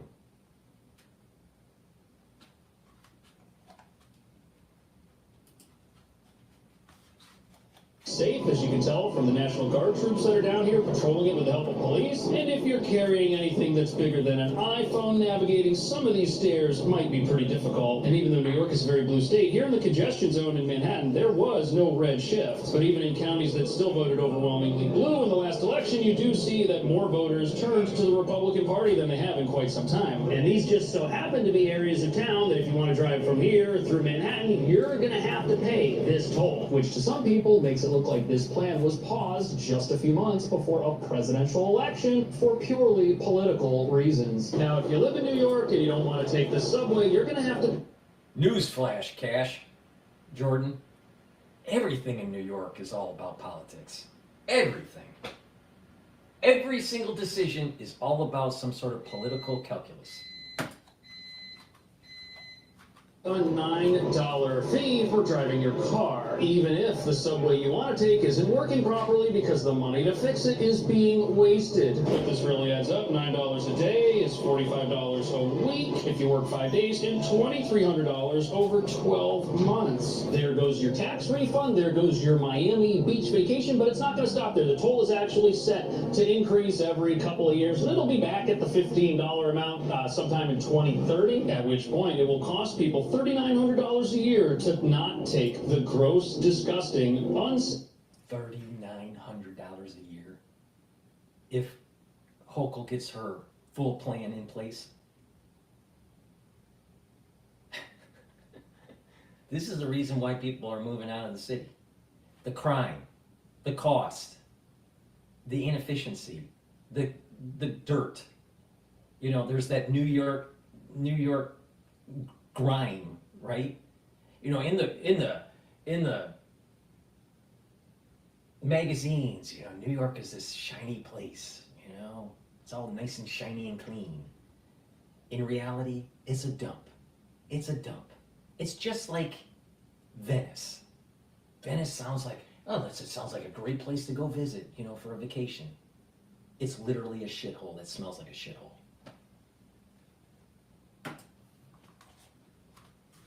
Subway system, which is going to look just as flashy and beautiful the day it starts as it does right now. And that's the problem with this plan. The whole thing relies on believing a bunch of promises that, as we look around, aren't being kept as we speak. This place is a mess. And if you want to look at how the congestion pricing money is actually going to be spent, look at what's happening with all the new train cars that the city's been building. They can't even get those to run correctly, and they cost billions of dollars. And stories like this make it pretty hard to believe that the city isn't going to do the exact same thing and waste the billions of dollars in new tax revenue it gets. But again, literally none of this is about actually improving our public transit networks, because if that's what was going to happen, this plan never would have been paused. It would have been started right away so that everyone could see the tangible benefits of it. No, instead it's about stopping Trump from stopping this plan, because even if it gets off the ground and isn't working, it can still be adjusted later and the state won't lose the power to do it. And what you really have here with this battle over congestion pricing is a power struggle, and it looks like the state is probably going to win this one. I cannot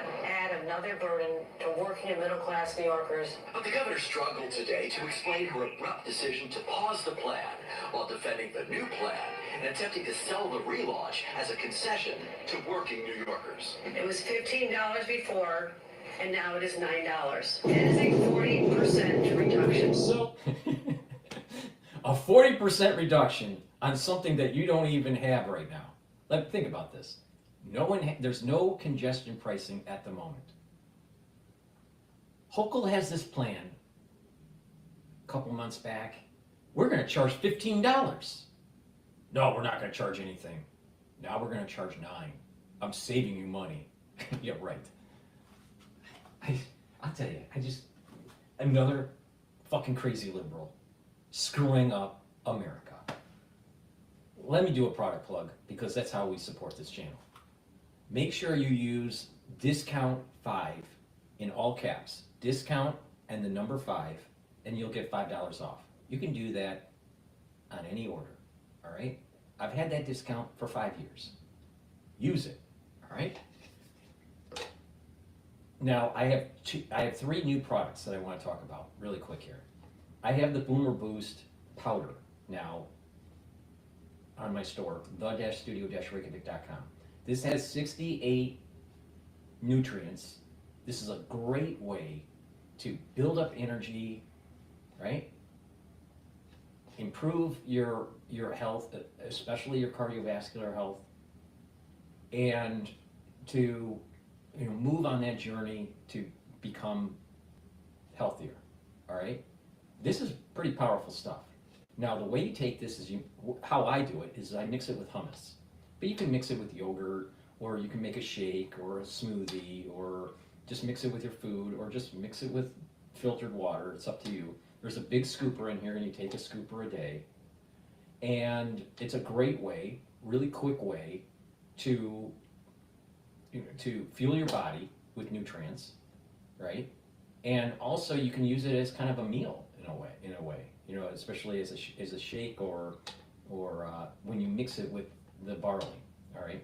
So you can buy this separately on my store, the-studio-reykjavik.com, or you can also buy it in my longevity boost box. And that longevity boost box has the Boomer Boost and your choice of barley, either heirloom barley or the Gladiator.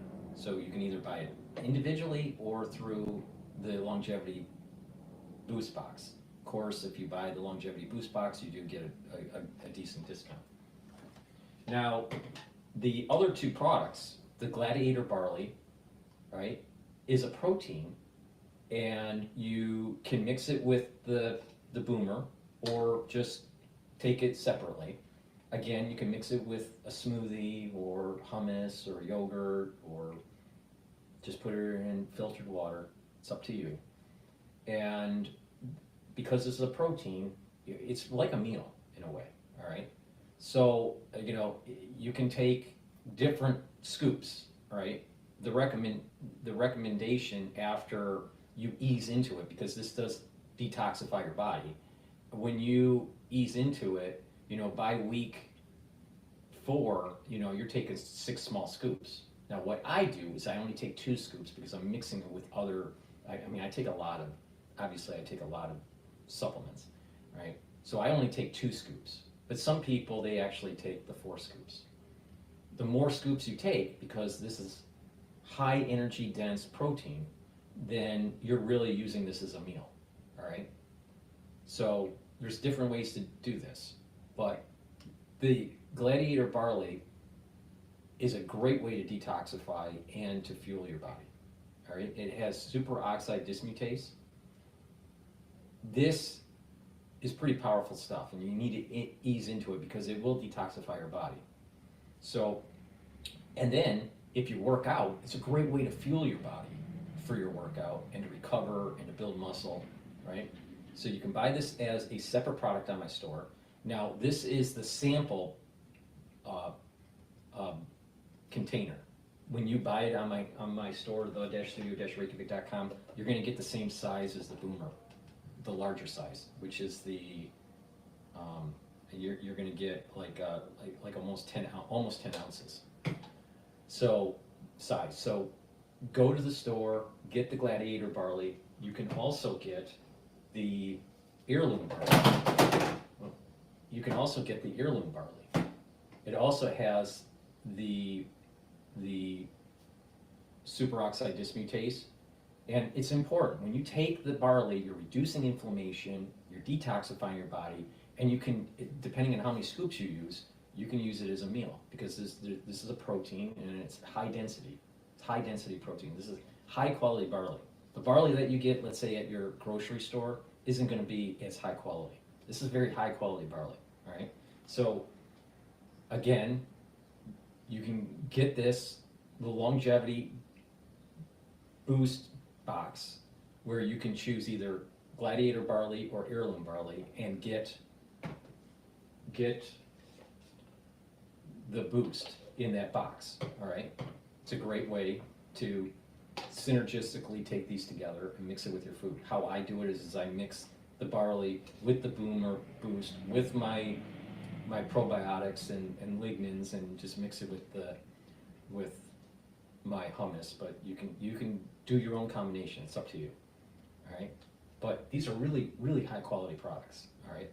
And it's a great way to just do a quick meal in the morning if you're busy. So the Boomer Boost powder, big scoop a day, and take either the heirloom barley or the Gladiator barley and take a few scoops per day. And boom, you got a meal, and you're you're detoxifying your body, and you're soaking up those free radicals, and you're bringing down inflammation. It's a great win. So please go to my store, the-studio-reykjavik.com, get the heirloom barley, the Gladiator barley, or the Boomer Boost individually, or in the Longevity Boost box. So please go to my store, the-studio-reykjavik.com. Again, I have X spaces on, so if you want to listen, you can listen through X spaces.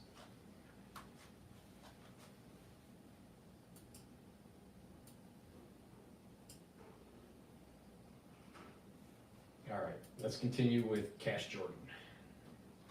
In theory, a great public transit system would save the city and its residents tons of money because these trains are always breaking down, there's rampant delays. Anyone who's ridden the subway will tell you it's a very unpleasant experience. But the problem is we likely won't get a great public transit system out of this because the one we have now isn't that great and the same people will be in charge. Plus, any savings from public transit improvements could be offset by the fees everybody's now got to pay when they drive or when they buy anything, which now costs more because whatever you're buying came into that business on a truck, not the subway. But it's important to understand that the governor and the mayor, they're not anti-Trump per se, they just got to get this congestion pricing thing going now if it's ever going to have a chance. And they're between a rock and a hard place because obviously this place needs work, and this is the only way they're able to get the money without making cuts. Yeah, they're not going to cut anything, they're just going to get more money. And they're not going to do anything about the hundreds of millions of dollars they lose to people who ride the subway and bus without paying, which is costing the city $700 million a year. That's absolutely crazy. But the good news for anyone opposed to this who doesn't want the rest of their life to cost more money is that even if President Trump can't stop this plan because it's already started, there are at least 8 lawsuits pending against it right now. And these lawsuits cover just about everything from negative impacts on parts of the environment that are not in Manhattan to foot traffic drastically decreasing in certain areas like Chinatown that are within the congestion zone but have businesses that have been struggling for years now and really need all the foot traffic they can get. There's a fear that it might die off as traffic in general dies off because of these fees. And one of these lawsuits is from the state of New Jersey. But outside of the pending lawsuits over congestion pricing that reveal some very controversial details of the plan most of its supporters don't know about, the whole reason the plan needs to be kicked into high gear now is because ultimately it requires federal approval to begin. And the governor and mayor know that under the Biden administration, they're likely to get approval from this. Either way, some of these lawsuits reveal that the very people who are supposed to benefit the most from congestion pricing may actually suffer the worst because of it. Well, South Korean lawmakers vote to request lifting of martial law. plan set to start in just a couple of weeks. Many people are wondering if it's really going to improve everything you see down here right now, or if it will indeed be a business closing, job killing disaster. Every new day for a child in a conflict zone brings uncertainty. But with your support, they can survive and thrive during crisis. Will you make... Man, I want to go to Bloomberg because of this issue here. Saying they will protect democracy. John, we return to you in a US focus and a business that you are currently wanting to see really the bandwidth and the broadband and the infrastructure play that you're offering. What's interesting is the way that you're fueling investment in fiber in particular is by doing innovative partnerships like the one with BlackRock. I missed that. I don't know. Something's weird going on with South Korea. We'll look into it right after this Cash Jordan video.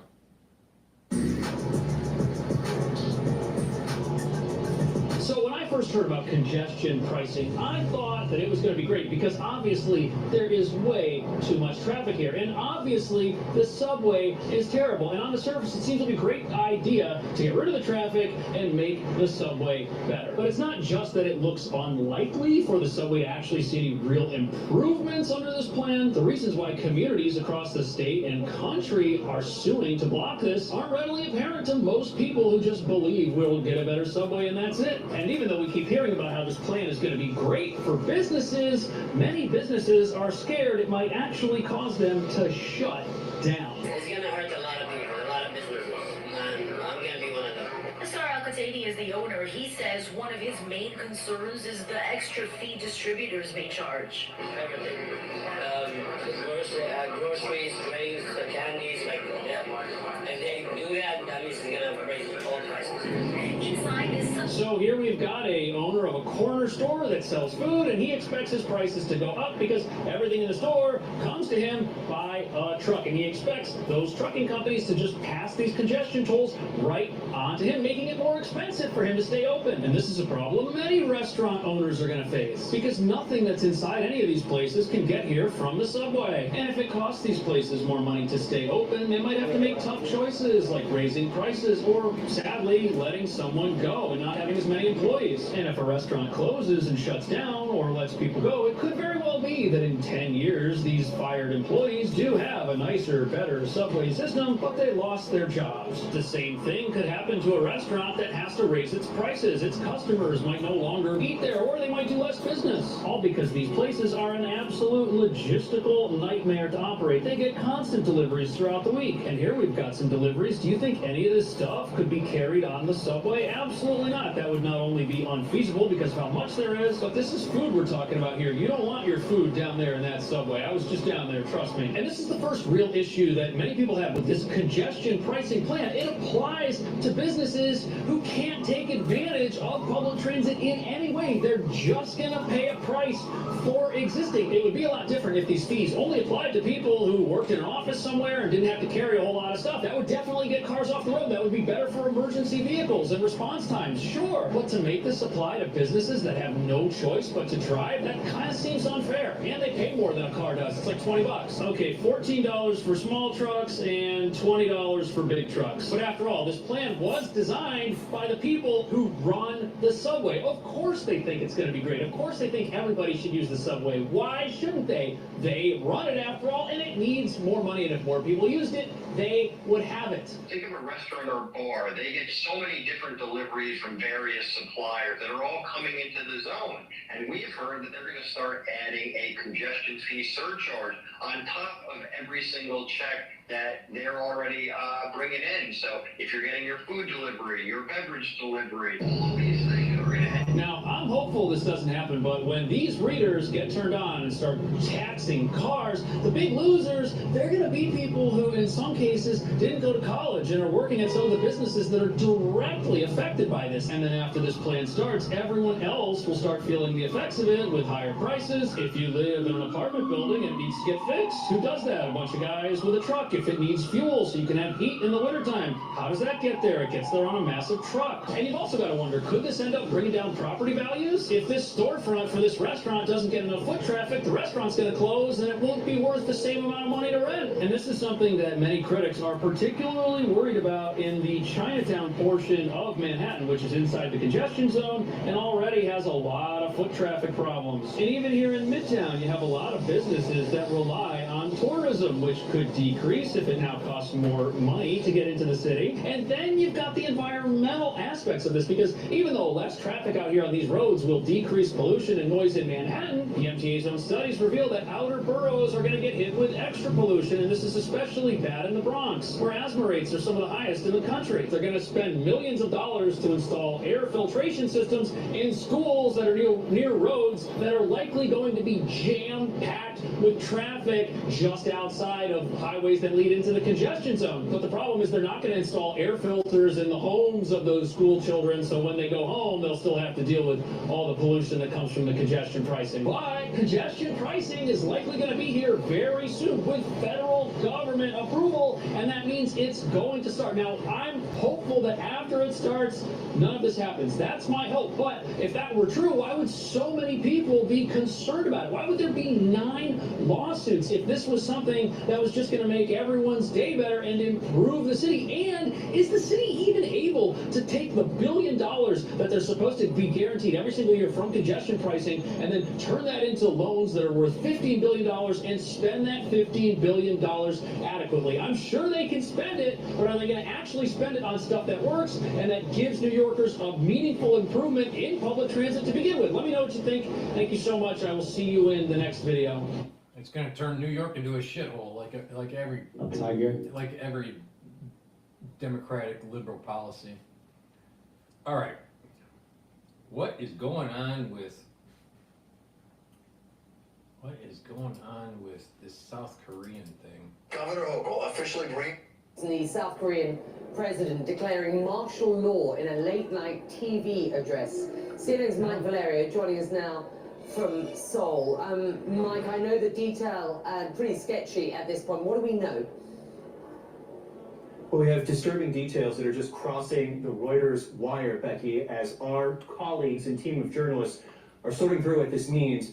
Reuters reporting at this hour that all media in South Korea are coming under the control of martial law command in South Korea. What the fuck? What that means for us here at CNN, unclear. Our bureau is broadcasting from the heart of Seoul, South Korea.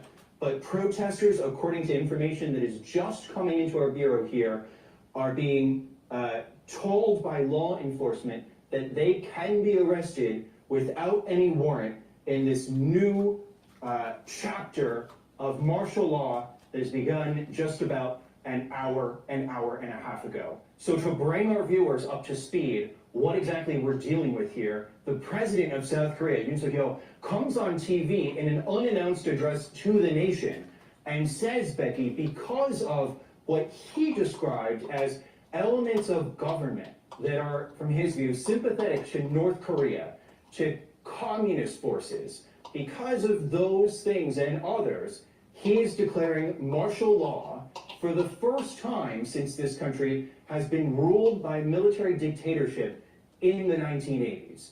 Now, we are trying to sort through what this means for democracy in this bastion of democratic rule in East Asia. I live about just a couple minutes away from where we're broadcasting from. There are police, Becky, who are on their phones, calling their captains, calling their colleagues, asking, what are they to do? What does this mean? What is going on? In the building that I live in, and when you're just walking through the streets, there are people who are running to their families' homes to be with them, to figure out what to do to be... This video came out 1 hour ago, all right? Now, this is a live broadcast, so this just came out 1 hour ago. And I'm telling you, I don't see stress in the market. The VIX is still at 13. The equities are still trading at 6,040. Oil is at 69.75. Oil is going up a little bit.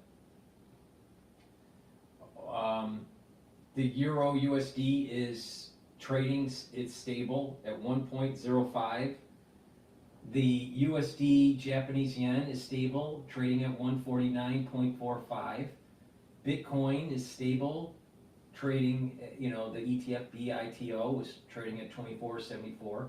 I don't see the stress on the market, so why? To loved ones in this moment that is unprecedented in so many of our memories. So Yoon Suk-yeol, the president of South Korea, did not lay out what specifically he wants to do with these martial law provisions. We're waiting for some sort of text that outlines what powers he says he will have. But from the information that is trickling out, the leader of the Democratic opposition party, Lee Jae-myung, is saying, there's no way this can fly. And paraphrasing what he's saying as we're taking in all this information, Becky. This is an illegal move, Lee Jae-myung, the opposition leader, says, and this has to be canceled. So lawmakers are streaming to Parliament but we are also seeing reports of activity at Parliament being declared illegal as well because of these martial law regulations that apparently have come There's into more effect. to the story here. There's more to the story. Something's weird going on here. Say that this is unsettling would absolutely be the understatement of the evening here at 11:42 p.m. local time on a Tuesday night. There are whole multitudes of people across the city who are stunned and are trying to figure out how an unpopular president made this move and what is going to happen next and what this means for democracy here in South Korea, Becky. This is the premium Garmin Duffel 45-liter by Half Day. It's a transforming 2-in-1 travel duffel bag for long weekends, weddings, and business trips. Stand by. I'm going to let you go just for the moment because I'm sure you can spend your time wisely bringing in more information to CNN. Thank you for the time being. I want to bring in Kenneth Choi, the international editor for the Korean newspaper, the Chosun Ilbo. It's good to have you. How do you assess what is going on and why? Well, actually, a lot of people are dismayed. I've been in close communication with a lot of people, journalists and friends in the political circle. Actually, everybody's flabbergasted. Don't know what's going on right now. We understand why the president made his call the way he did it, but it's absolutely stunning. It seems like he hasn't informed a lot of people, even inside his circle. So there's a lot of confusion going on. The opposition party has filed yeah, go ahead. Yeah, sorry, let me just be quite clear. You said you understand why the president did this, made this decision.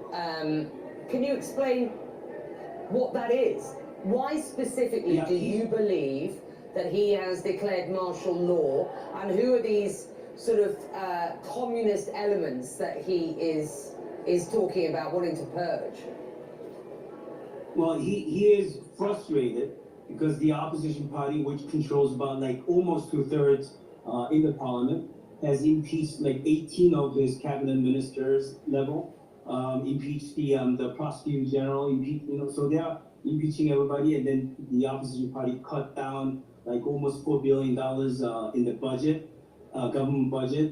So he believed that the opposition party is trying to shut his government down, and he believed that or the leftist element from the North Korean agents, whatever, has penetrated into this movement, and they are sort of inciting all these instability. I'm not sure whether this is deemed necessary to have a martial law. That's a secondary question, but when I said I understand why he did it, because he's frustrated. I'm not sure whether that's justified, because even the president of the ruling party said he would try to stop this. So right now there's a lot of confusion going on. The martial law committee chair, I guess whoever it is, has declared that no political activity is allowed from now on. So I think, as you said, the very essence of our democracy has probably come to a halt. I don't know whether it's a price we should pay.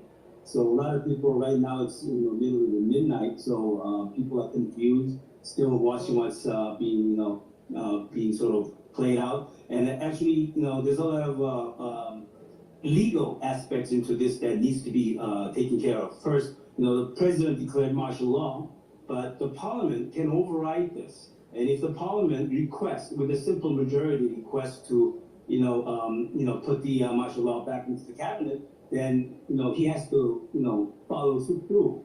But the question is, will he, or, does he, bind to follow through, or does he, just continue to declare martial law? It still remains to be seen. So, a lot of people are very, very confused at this time of hour. You said a lot of people are confused. It is obviously very late at night. This announcement was made on live television at 10:30 at night. Can you explain why you believe that the president might have made this decision to go live with this so late in the evening? why not wait until tomorrow? I mean, is there any understanding as to? I don't know his answer because we're playing this live here, but the thing is that maybe he did it to not cause market turmoil during the trading session in South Korea. As to whether he thought, you know, leaving this until the morning would have been a risk? I have no idea, to tell you the truth. I don't know why he chose this time of the day to declare martial law.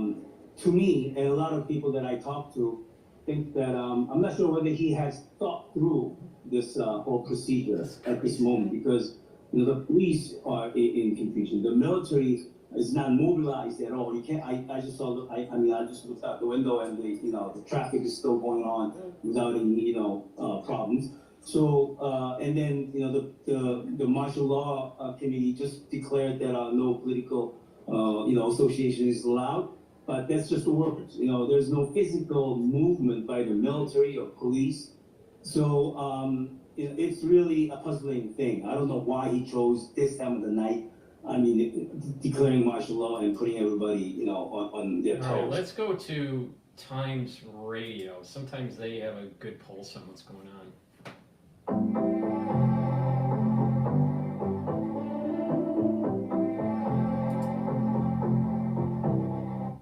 We've seen martial law being imposed. All right, before we do that, please help support my work by going to the store, the-studio-reykjavik.com. Use the discount 5 code. It's all caps, discount, all caps, and then the number 5. And you'll get $5 off. Magnesium and zinc, this you should be taking every day, boosts up your immune system. If you're not feeling well because of the cold season, take a double dose, take one in the morning, take another one in the evening, kind of thing. But you should be taking this every day to boost up your immune system. Myotrol, really important to maintain muscle and to build muscle. You can use it as a supplement if you are older and to build up that muscle, maintain that muscle mass, and boost up your mitochondrial health. You need good mitochondria to maintain the energy for your muscles. A lot of people don't realize that when you get older, it's harder to build muscle and it's harder to maintain that muscle. And part of the anti-aging protocol is a little bit of exercise, resistance training, and build muscle mass. Really important. So take this supplement, Myotrol, helps to build muscle. If you work out on a regular basis, let's say you're an athlete, let's say you're younger and you're an athlete, you want to build muscle, this is a great way to do it. So get the Myotrol, all right? This has lignins, flavonoids, and polyphenols. So please go to my store, the-studio-reykjavik.com, and get the Myotrol. Lignins, we were talking about lignins. Lignins is really important because it brings down inflammation and it's an antioxidant. It also helps to boost up your immune system. That's really important, especially after the crisis that we went through in 2020. Trust me. So please, go to my store, get the lignins. It's a powder. Mix it with your food, mix it with filtered water. It's up to you, but take this every day to boost up your immune system. All right, what's going on in South Korea? In South Korea in the past. What this basically means is that the military authorities will take control. Okay, it's a temporary phenomenon. Okay, there can be some ramifications in terms of suspending, putting on hold normal civil rights. I want to go to Bloomberg here because the Times Radio is recorded. Bloomberg is live, so I want to just jump in here. I have to ask the question, Daniel, but who has the support of the armed forces of South Korea? Well, that's a big question right now. It's unclear if the army is going to back him to the extent if you get mass protests, are they going to, instead of shooting in the streets or something like that? I mean, that's a big question. And we've seen in Asia, a couple other places where the army has refused to do that this year. Bangladesh in particular was one. It doesn't appear like it's coming to that yet, although we'll have to see what the next few hours and days bring. But that's an open question. So, I guess, okay, let's just pretend that the president says, okay, you guys are repealing martial law, fine. Then what happens? Because we're still clearly at a standstill, and clearly this is a big negotiating tactic that the president was using to get his agenda passed. So then what happens? If the government is in paralysis, what gives? Well, I mean, they were negotiating a budget, so his view of paralysis and what's actually taking place on the ground are two different things.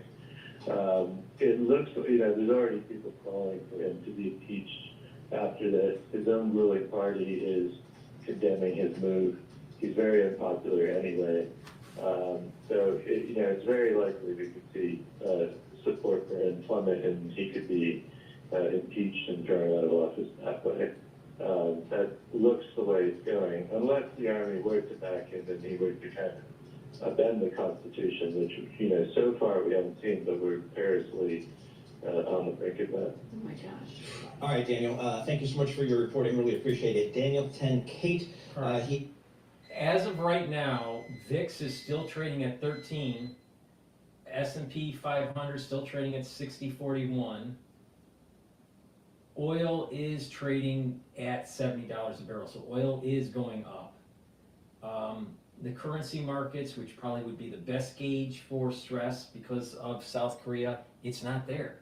I mean, Euro USD stable, Bitcoin is stable through the ETF. The USD Japanese yen stable at 149.35. So I just don't see the stress in the market because of this news. Strange. Asia Economic and Government Executive Editor for Bloomberg News. He is based in Hong Kong. For those of you that have a terminal, Top Go, and you kind of get to T Live, and boy, this Top Live blog is that's where we're getting all information, real up-to-date information from reporters on the ground in that part of the world here, so we will certainly keep you up to date on that. Markets here, S&P 500 off 6 points, the Dow off 142, NASDAQ up 45. So the markets are just kind of churning here. 10-year Treasury 4.21%, that's up 2 basis points. We'll have more coming up. This is Bloomberg Intelligence. All right, before we go to Times Radio, please go to my store, the-studio-reykjavik.com. Use the discount 5, all caps, discount, all caps, the number 5. You get $5 off. Meg, the multivitamin, easy to digest. This has a great vitamin profile. I don't have time to read it all. Go to my store and take a look at the back of the label. But this is easy to digest. You should be taking a multivitamin every day. Why? Because multivitamins, these vitamins are cofactors for enzymatic activity. You have an enzyme, and there's different docking areas on your enzyme. And it needs these cofactors to be able to have the conformation shape to be able to perform its enzymatic activity. You need this, really important. In addition, you need, certain types of vitamins for red blood cells, and and hemoglobin and all that. So please go to my store, take this multivitamin. It's easy to digest. It should be part of your everyday protocol. All right. So go to the store, get the multivitamin. I believe in providing products that have dual purpose. All right? Why? Because it's synergistic for your body. Olive leaf extract is synergistic for your body. All right? Why? Because it handles 2 systems. It improves your immune system and it improves your cardiovascular system. Brings down inflammation, and it helps with your cholesterol. So please, go to my store, the-studio-reykjavik.com, and get the olive leaf extract. Help support my work. And we're seeing something emerge. Something's happening in real time in South Korea, and this is a whole lot of reason to do these live feeds, right? To see how the market is responding. Right now, the market's seeming pretty stable at the moment. That doesn't mean that it's gonna be stable the whole day, who knows? Please go to my store and get the vitamin B complex. The first few vitamins, the B vitamins, help with the mitochondrial health. It helps with the electron transport chain and boost up ATP. Really important for energy levels. Vitamin B is the complex, also helps with cellular metabolism. Really important. And when you get older, you need to protect your neurons, your central nervous system and your peripheral nervous system. And by protecting your neurons, B vitamins help with that. Really important when you get older. So please go to my store, the-studio-reykjavik.com. Help support the channel, help support what I'm trying to do to create this more interactive environment. Go to the store and get the vitamin B complex. Now, I have X spaces on. If you want to do a call in, just raise your hand in X spaces and I will let you, give me your opinion about certain things, what you think is going on in South Korea or the economy or whatever. And this is supposed to be interactive, so please, if you have a question, go to X spaces and raise your hand. All right, let's go to Times Radio, find out what the hell is going on in South Korea. Now, I think it's important to be clear that South Korea has seen martial law being imposed in the past by past presidents. Okay, we have to go back a fair few decades, before South Korea transitioned to being a full-fledged democracy. And I think this is something that will resonate very clearly with the South Korean population as we speak. The president of South Korea went on television and declared martial law. It was completely unexpected, this late-night address across South Korea. Now, he says the move is necessary to protect his country from North Korea's communist forces and to eliminate anti-state elements. Let's just hear a quick clip of this announcement. I declare martial law to protect the Free Republic of Korea from the threat of North Korean communist forces, to eradicate the despicable pro-North Korean anti-state forces that are plundering the freedom and happiness of our people, and to protect the free constitutional order. We can bring in Dr. Edward Howell from Oxford University. He's an expert on the Korean Peninsula. Dr. Howell, I'm sure you've been following events very closely in this part of Asia. Were you expecting this announcement today? I think the key element of surprise is the fact that this announcement was so unexpected. It comes at a time, of course, when the North Korean nuclear threat is increasing, North Korea actively sending troops to Russia, but it also comes at a time when South Korea, for President Yoon, he's in a very precarious position. His popularity has plummeted. He has been mired in scandal. I started using custom hair care from Pros because I was starting to feel like I wasn't using the right products for my hair type. My hair has always been straight, but with like a slight wave, a bit of frizz, dried end. He has been mired in scandals, not least involving his wife. And I think all of these factors combined paint a pretty bleak environment. But nobody expected the president to go on television unexpectedly and announce martial law. Have you seen the same footage as we have of events around the Assembly building right now? The Parliament building does look to have a lot of troops around it, and indeed people are now entering the building as well. Do you know what's going on right there now? Well, what we know at the moment is that we know that the head of the ruling party, the People Power Party, and we know that the leader of the opposition have said that they would vote against this imposition of martial law.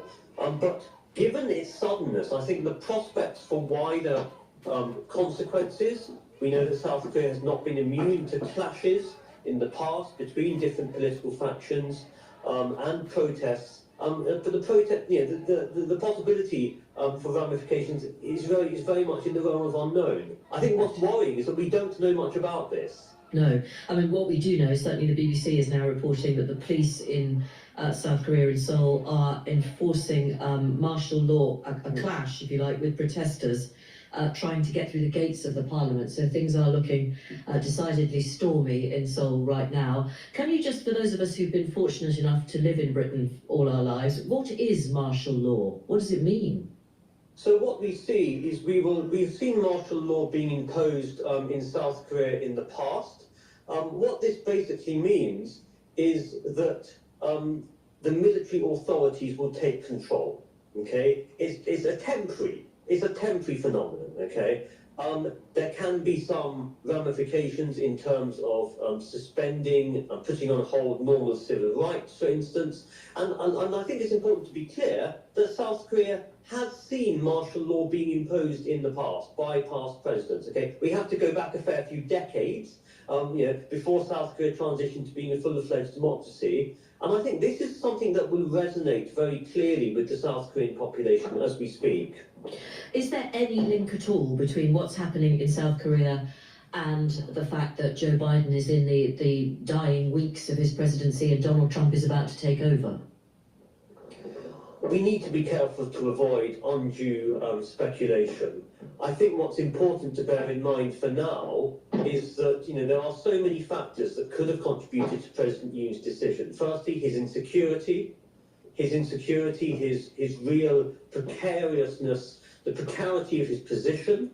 But secondly, all of these other I would not be surprised that he gets impeached because of this move of overreach of power. Issues that we have seen, the North Korean nuclear threat, North Korea's involvement in the Russian war with Ukraine. President Yoon himself cited the fact that he wanted to get rid of, quote, pro-North Korean elements within South Korea. Is that a distraction tactic? Is that a sort of swipe at the left, who have been more vocal about President Yoon's North Korean foreign policy and in opposition to it? Perhaps. We simply do not know enough information at the moment. Okay, and there are American troops in South Korea, aren't there? Quite a few. Indeed, there are. I mean, there have long been US troops stationed in South Korea. This is something that has also become under scrutiny recently because... Please go to my 3 lectures that I did about Taiwan. It's the South Korea bases for the United States and Japan are major strategic chokeholds against the CCP. If there's instability in the South Korean peninsula, it weakens the alliance with the United States and weakens its countermeasures against the CCP if they attack Taiwan. This happening right here, I'm not saying it's gonna happen, but could create an unstable situation in the region and put Taiwan in jeopardy. Now, I'm gonna repost those videos on X so you can watch them, but it's really important to watch those videos because I go into detail where the bases are, what's the plan, on how to countermeasure the CCP attacking Taiwan. And South Korea is a major component to that. President-elect Trump's alleged claims that he would seek to either redeploy them or pull them out of South Korea, yes. Right. When did you last visit the country? I was last in South Korea fairly recently, about a month ago. I think what's interesting to bear in mind is that South Korea is a... Go ahead and spit out that disgusting greens powder. This is a safe space. I've been taking greens now for 2 weeks, every day. I'm just always having chronic stomach. In mind is that South Korea is a flourishing, what the South Korean government calls global pivotal state, right? It is a big economic powerhouse. It's a big technological powerhouse. It has striven to capture and encompass its identity as a provider of global security. And it's interesting that President Yoon has said that his foreign policy will go on and will not be affected by this. But clearly this will impact how other countries look and think about South Korea as well. And in North Korea, how will this be being received there? That is a question obviously we cannot answer at the moment. I mean, we know that North Korea likes to take advantage of crises in South Korea. We saw this very clearly when the former South Korean president, Park Geun-hye, was impeached.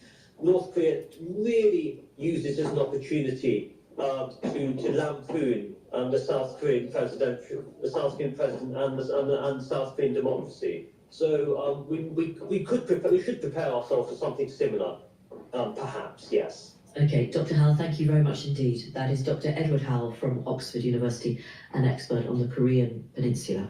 So Sally asked that question, what exactly does martial law involve? And under this particular decree, because it was fleshed out a little bit by the President, all medical staff, including trainee doctors, are to return to work in 48 hours. All media and publishers are to be under the control of the Martial Law Command.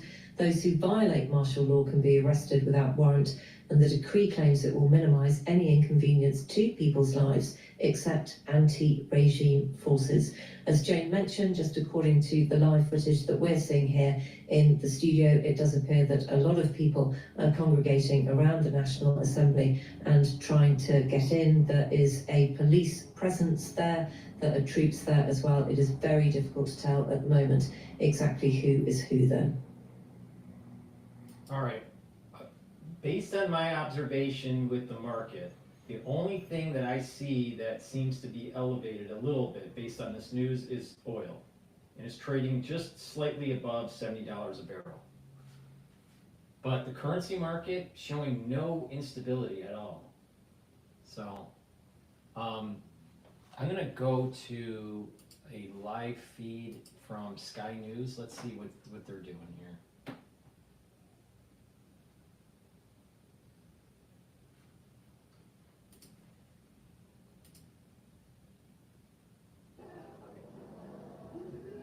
All right, they're just have, Sky News just has cameras at the South Korean Parliament.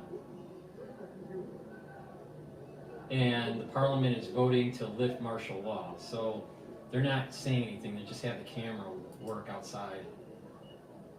All right, we'll go to Al Jazeera about this, but please go to my store, the-studio-reykjavik.com. We have breaking news, going on with this whole South Korean martial law thing, but it's not hurting the U.S. markets. Don't know why. Please go to my store, get the turmeric. This is an antioxidant and brings down inflammation. Very important. Bring down inflammation, soaking up those free radicals, improves your immune system. It's synergistic with ashwagandha root. Ashwagandha root helps to control your blood glucose levels and your cortisol levels. Really important. You can take them together or separately, but they work really well together. And by taking them together, you're improving your immune system and your cardiovascular system. Please go to my store and get the ashwagandha root and the turmeric. And I've added to my stack that I take every day, I've added NAC. NAC helps to boost up your glutathione levels. Glutathione is really important to soak up free radicals, and it's synergistic with C60. Glutathione is another pathway to soak up free radicals. The more different pathways that you soak up those free radicals, the better off you are. So take NAC every day to soak up those free radicals. In addition, to detoxify your liver and your kidney, especially if you take acetaminophen, taking NAC will help with that. In addition, NAC helps to calm the nervous system, all right, and reduce anxiety. So go to my store, the-studio-reykjavik.com, and take the NAC, boost up those glutathione levels, soak up those free radicals, all right? Slow down the aging process and boost up your immune system. Really important. I probably say it like 100 times a day. NAD Plus is also a great way to stack. It's synergistic with ubiquinol, C60, resveratrol. So NAD Plus boosts up your energy levels, all right? In addition, NAD Plus helps to repair your DNA damage. When you get older, you get more DNA damage. It's harder to repair. There are repair mechanisms naturally in your body, but if you overload it, it doesn't repair as well, and that's part of the reason why you age faster. So if you soak up free radicals, right, and you repair your DNA faster, you age less, and your tissues perform better. That's why NAD plus is synergistic with C60 and ubiquinol and some of these other antioxidants. So NAD plus boosts up your energy levels. NAD plus helps to repair your DNA damage, and NAD plus helps with the health of your neurons. Very important when you get older. You want to improve your neural health, you want to reduce the chances of memory loss, you want to reduce the chances of gait issues and balancing issues, take NAD+. All right? Please go to my store, the-studio-reykjavik.com. Use discount 5, all caps. Discount and the number 5. And you'll get $5 off. All right. With that said, what the hell is going on? Well, we begin with breaking news from South Korea, where President Yoon Suk-yeol has declared martial law. He made the unexpected announcement in a late-night television address. Well, Eunice Kim joins us on the phone now from Seoul. And did anyone see this coming, first of all, Eunice? Hi, Tom. I would have to say unexpected is an understatement. I think we are quite in shock with this development. It is 11 o'clock here in South Korea, quite late. People getting ready for bed to start the workday tomorrow. But the president, Yoon Suk-yeol, did come up on a TV screen here in... But let me just chime in here. Last night, and early this morning, there was news about banking stress in France. And also because of the collapse of Macron's government, or potential collapse of Macron's government. And then all of a sudden, I'm just saying it's a data point, I don't know if it's related. And then all of a sudden there's martial law in South Korea. Now, it's probably unrelated, but there are international banking relationships that happen. So, question is that were there French banks that are affected by what's going on in South Korea? I wouldn't be surprised if that's the case.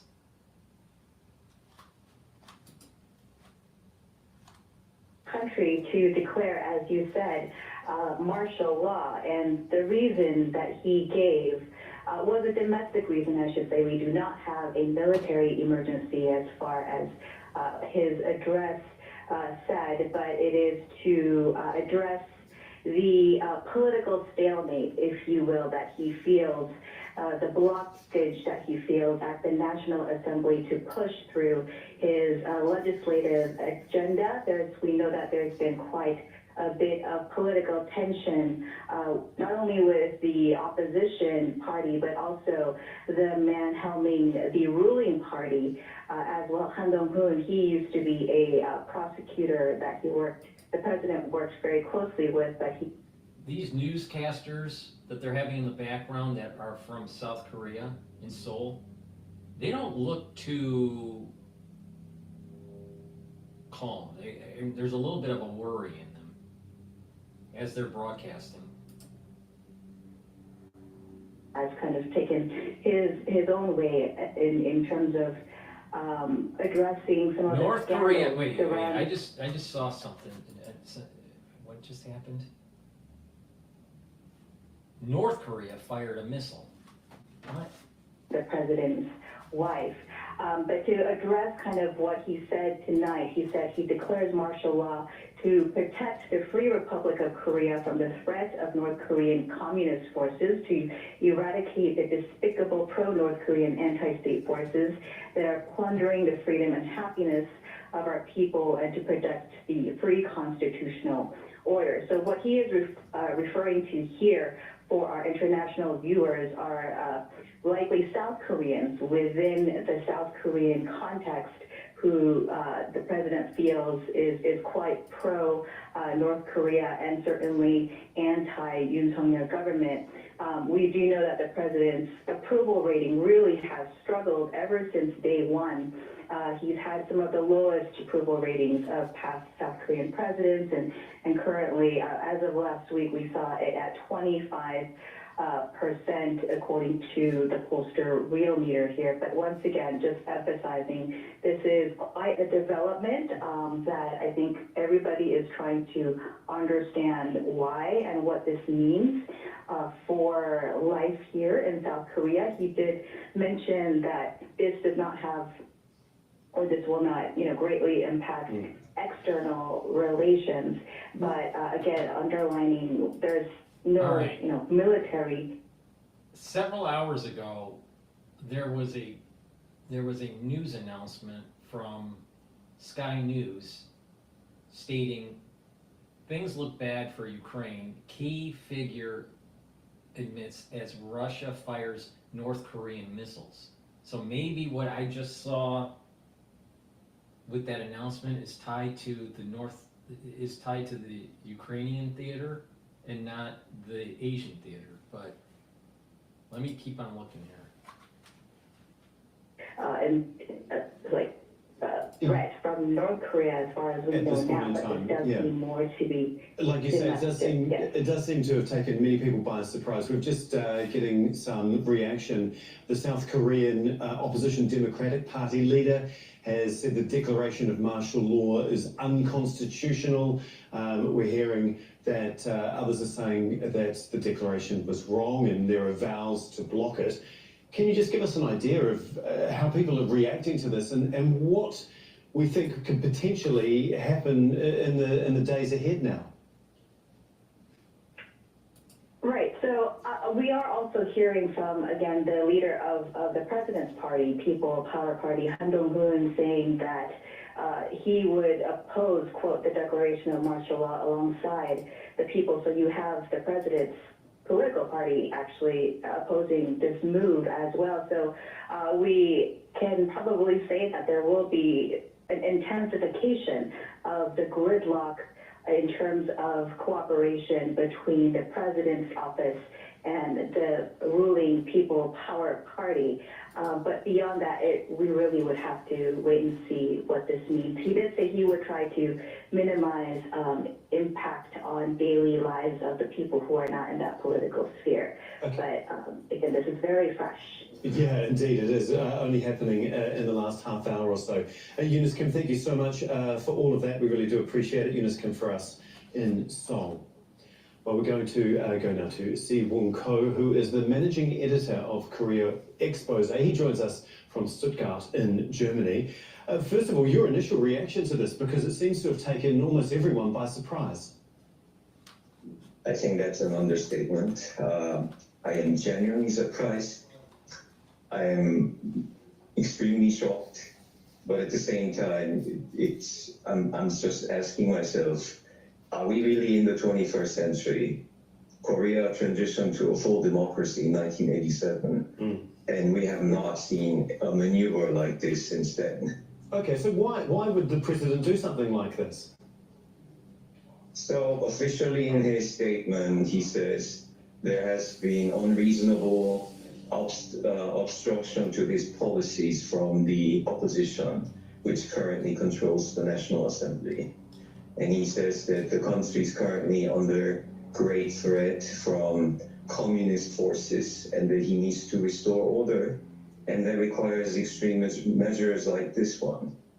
In reality, the president, Yoon Suk-yeol, has seen his approval rating plummeting in the last several weeks and months. And yes, the public knows that he has a background as a prosecutor, and he's always used a very strong anti-communist rhetoric. But for him to go this far is just simply astounding. Yeah, it seems to have taken almost everyone by complete surprise. We're just getting some information in now that the entrance to Parliament is now blocked and lawmakers cannot enter at this point in time.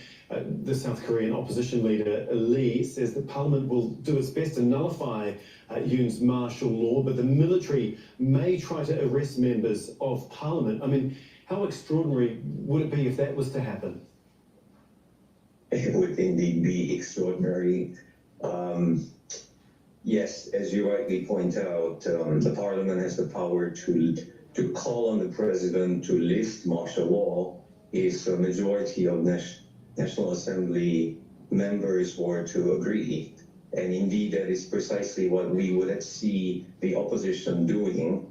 But if the military is blocking the lawmakers from entering the building, then we are really going into a completely uncharted territory in the history of South Korea. Yeah. I'm also seeing online on major news portals of the South Korean internet sphere that many articles related to the current political development have been either blocked or erased.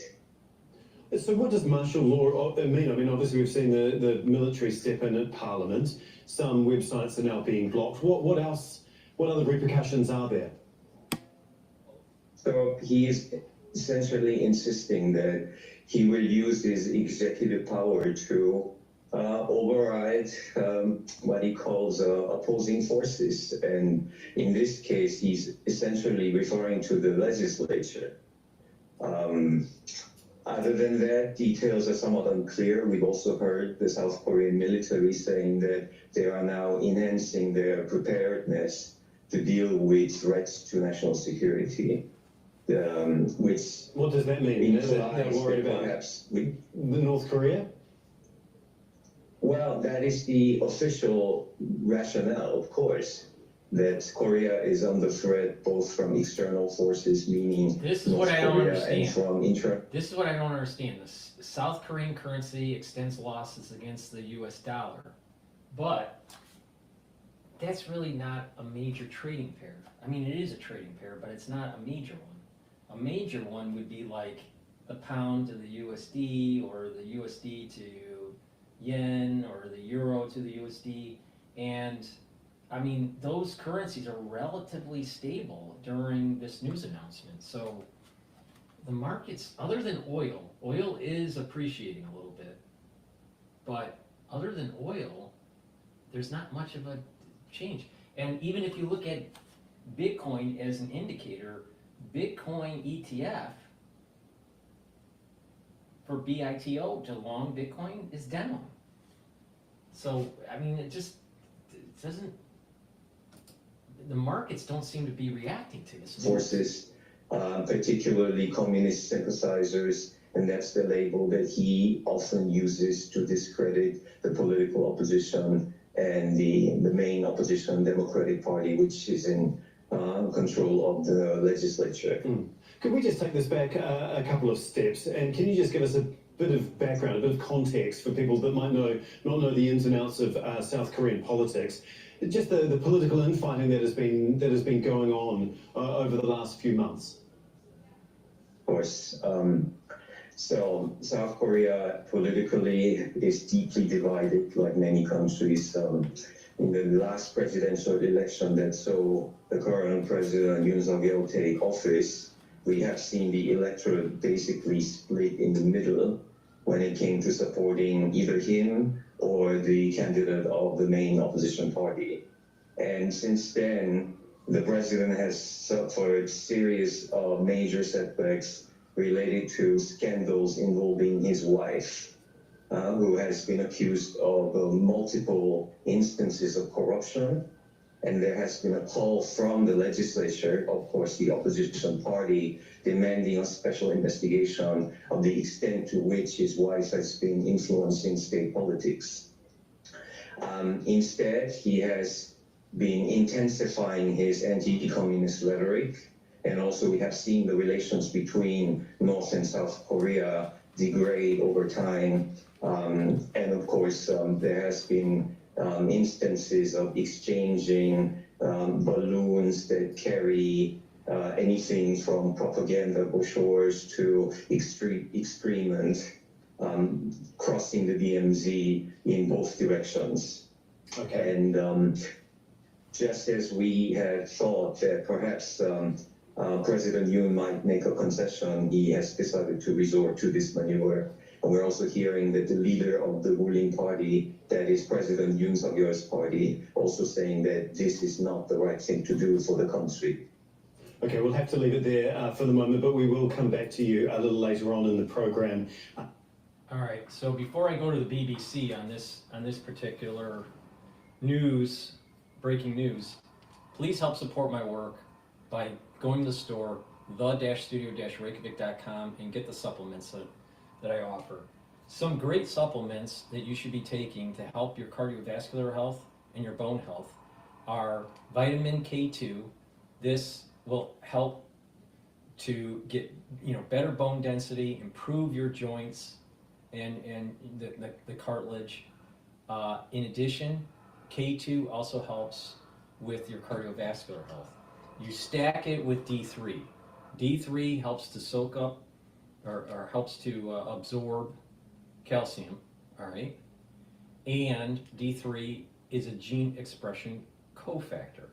So you need D3 so your cells can express proper genes for the different tissues, right? Different cells express different genes, right?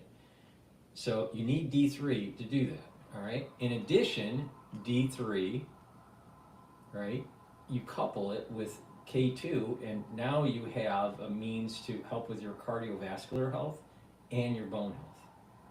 So, and then D3 also helps get rid of cells that need to go into apoptosis. So taking the vitamin K2, MK7, which I offer, and the vitamin D3 together is a major synergistic supplement to take every day. So please go to my store and take these supplements. It works the best when you do a little bit of resistance training to help put some stress on those bones and those joints to remodel them slowly and improve the health of those joints and bones. So go to my store and get the D3 and the K2. In addition, nattokinase, really important to take. This helps to break up clots because it's fibrinolytic, but it also helps to improve your cholesterol. It brings down LDL levels and increases your HDL levels. So take nattokinase every day, add it to your stack, go to the store, the-studio-reykjavik.com, use the discount, all caps, discount, and the number 5. Discount 5, that's the discount to get $5 off. I've had that discount for 5 years on the store. Use it so it's a little bit cheaper for you for the shipping, all right? All right, let's find out what's going on. So, BBC. In the last little while, we've had this declaration from the president of martial law. It was a shock announcement that came late on television broadcast to the nation, with the president saying he had been forced to take the measure to save South Korea's democracy. The declaration was immediately condemned by the leader of South Korea's main opposition parties, who've called their MPs to go to Parliament, and yet that National Assembly, the Parliament building, blocked off. But the president saying he had no choice but to resort to martial law. I declare martial law to protect the Free Republic of Korea from the threat of North Korean communist forces. Well, I just want to play the moment that South Korea's president announced that martial law and the reasons for actually imposing it. Have a look. 친애하는 국민 여러분. I hereby declare an emergency martial law in order to defend the Free Republic of Korea from the threat of North Korean communist forces and to eradicate the shameless pro-North anti-state forces that are depriving our people of their freedom and happiness. This measure is necessary to safeguard our constitutional order of freedom. 저는 이 비상계엄을 통해 Through this martial law, I will rebuild and protect the Free Republic of Korea, which is falling into the depths of national ruin. 이를 위해 저는 지금까지 폐악질을 일삼은 망국의 원흉 반국가 I will decisively eliminate anti-state forces who have been wreaking havoc and are the main culprits of our nation's downfall. This is an unavoidable step to protect the freedoms and safety of the people, as well as to ensure the nation's sustainability and security against the anti-state forces attempting to overthrow our system. Well, there it is. That was the announcement that came in the middle of the night with no warning. These are the live pictures of the Parliament building. You can see the South Korean flag there fluttering at the top, and there are a number of people who've got as close as they can, but we know that various police buses have been parked and moved to block the entrance to that Parliament building with certainly supporters of the President eager not to allow those MPs into the Parliament building because the opposition were trying to get MPs there, trying to actually have a vote to overturn what has been declared. They have condemned the move, calling it unconstitutional, and had they been able to get inside and have a vote, potentially they could have tried to overturn what has been announced, but that is not happening because that whole area has now been cordoned off and sealed off, and that's what you're seeing there in the pictures. I was saying a little earlier that helicopters too had landed on the parliamentary roof, the building there, as certainly more reinforcements were called to that Parliament building, and all political activities banned under this declaration of martial law that came in the last couple of hours.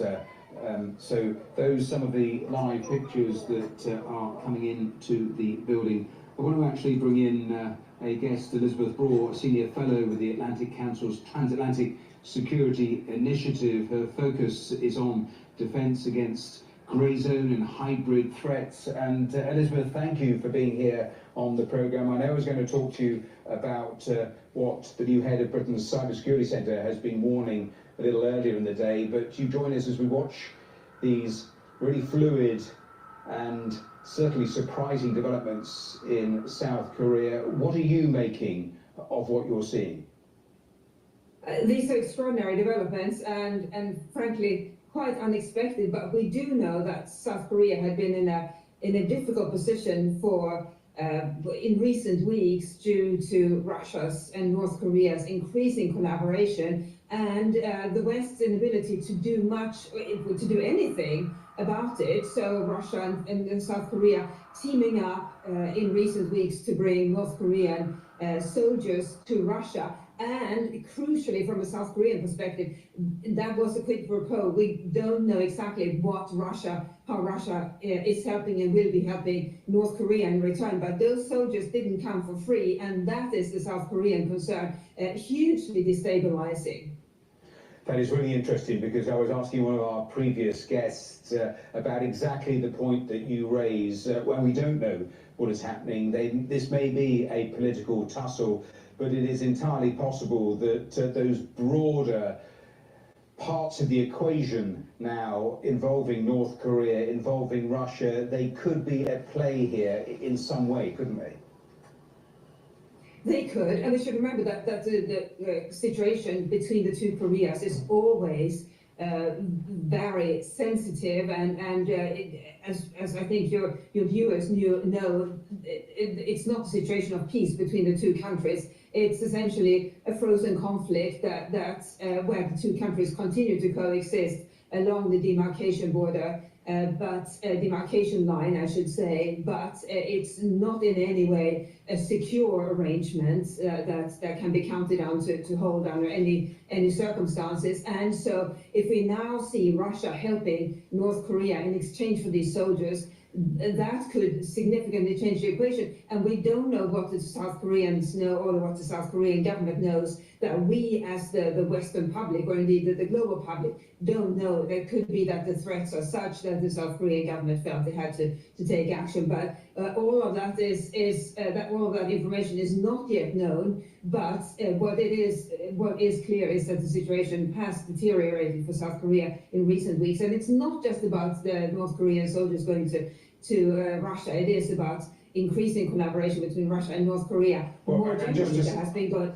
Just to spell it out really clearly, one of the worries has been that the quid pro quo is that Russia supplies North Korea with some sort of weapons, Let me just technology and help. interrupt here. On the dashboard, on the feed on the other channel, there's a news announcement stating that the U.S. President Biden says U.S. will give $1 billion in humanitarian support for displaced Africans. What about the $1 billion for the people that need it in, that flood zone, right, in the South? There's lots of displaced people in America. You know, we're just willing to just give all this money overseas. Now I understand, you know, the CCP is trying to control the continent of Africa, and the United States is a little behind the 8 ball on trying to circumvent that. But you know what? There are people in need in the United States that have had, you know, problems because of weather, or, you know, floods or dams breaking and all this stuff, right? It's amazing. It's amazing how money can be just easily given to other people, but when the people in the United States need it, nope. Nope. In that area, that is what is alarming so many people, isn't it? Yes, it is. And North Korea, we should remember, has been making great strides itself in developing new weapons, testing new weapons, testing them with great fanfare and publicity. And now we have Russia contributing to that effort, and it has been an increasing collaboration. We've seen increasing collaboration between Russia and North Korea ever since the Ukraine war began, when Russia was frozen out of the globalized economy through Western sanctions, and as a result, focused much more on collaboration, economic and otherwise, with countries that are willing to trade with it. North Korea is a key protagonist in that, China important as well, and that is not making the situation any easier for South Korea, being located where it is. Just give me your assessment of the impact of this level of insecurity now in this part of the world. It is a rapidly deteriorating situation where all kinds of rules are being broken. It's not just Russia invading Ukraine, it's Russia and China openly violating rules. For example, when it comes to global shipping, Russia by exporting oil under through the shadow fleet, China by importing that oil. That is the sort of activities that North Korea has long been involved in. But it is concerning from a European perspective, from a Northern American perspective, but our countries are located at some distance from the worst aspects of this, the most concentrated aspects of this, where South Korea is located obviously quite close to both Russia and North Korea. And we should also remember that China is a country that can, when it wants, retaliate quite openly against South Korea. A few years ago, when the United States decided to place a particular kind of missile system in North Korea, in South Korea, China retaliated by staging a boycott against South Korean boy bands. So it's not a good part of the world. Another news that's popping up on Bloomberg is U.S. colleges have, it's predicted that there's going to be record closures in 2025. Located in when tensions increase, and that's what we are seeing at the moment. Elizabeth, I wonder if you can just stay with us, because I just want to bring in for the next few minutes Su-min Hwang, who's a former head of the BBC's Korean service. And Su-min, in terms of the latest, I'm just reading the latest wires from the White House saying they're monitoring closely as South Korea declares martial law, as you would expect. So many eyes on these live pictures, on the events there in South Korea. What is the latest that you're hearing? So what we're seeing is the footages where people have gathered in front of the National Assembly, where all the political activists have now been banned under the martial law, and people are chanting, "This is a sin, you shouldn't be doing this," and people are shouting at the gate, "Open the door, open the door." And that was the latest video footage I've seen on social media. Some of the details of the martial law has now come out, where all publishers and press activities has to be monitored under the law, and political activities, including protests and any gatherings, are banned. And if they are broken, then under the law now people can be searched without warrant, arrested or detained. All right, we're gonna break away from BBC, and we're gonna go to Al Jazeera's live feed here. They're talking to a White House which was on correspondent. November 5th, and the lead up to President-elect Donald Trump's inauguration, which is January 20th. And here are some of the events that have been concerning for the current Biden administration, as well as President-elect Donald Trump's administration. And they have been in close coordination, particularly when it comes to the diplomatic as well as security officials. Now, in the hours leading up to the U.S. election, what we know is that the U.S. was watching carefully with concern about the actions of the North Korean leader, Kim Jong-un. The fact that he did launch a short-range ballistic missile into the sea just hours before the U.S. election, and then just prior to that, also, or rather just after that, followed that up with a test of an ICBM by North Korea, the United States, and responding then with its security partners. This is why I was saying that problems in South Korea can cause problems with our defense strategy with China, you know, trying to, where we're protecting Taiwan, right? So you got this, the Korean Peninsula flaring up. Now, I'm surprised that the markets in the United States, it doesn't show volatility. So, you know, what's really going on here? Sure that there was that understanding of that strong alliance, which once again is something that we know the president-elect will be underscoring in his administration, again, that will be inaugurated January 20th. Kimberly, thank you very much for the moment. Kimberly Hockett live there in Washington, D.C. Let's return to Si-Won Koo, managing editor of the Korea Expose, who's in Stuttgart, Germany, and Yong-Shik Bong, a visiting professor at Yonsei University and advisor for the Ministry of National Unification of the South Korean government, who's in Seoul.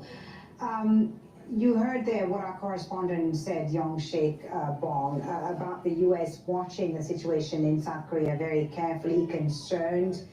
Do you think the pressure on the president could come from America, from the U.S., and could it be effective? Could it work? Well, the South Korea in 2024 is not South Korea in 1987, when Reagan administration sent the personal letter of the president to, at the time, incumbent President Chun Doo-hwan, that no more martial law would be acceptable directly from horse's mouth. And the history records show that that made a huge impact upon President Chun Doo-hwan's acceptance of the demand from the civil society for constitutional revision. But the influence of the United States on the Yoon Suk-yeol government would be far more limited than its past influence upon the former government in 1980s. Nonetheless, Yoon Suk-yeol is already facing enough pressure from angry citizens.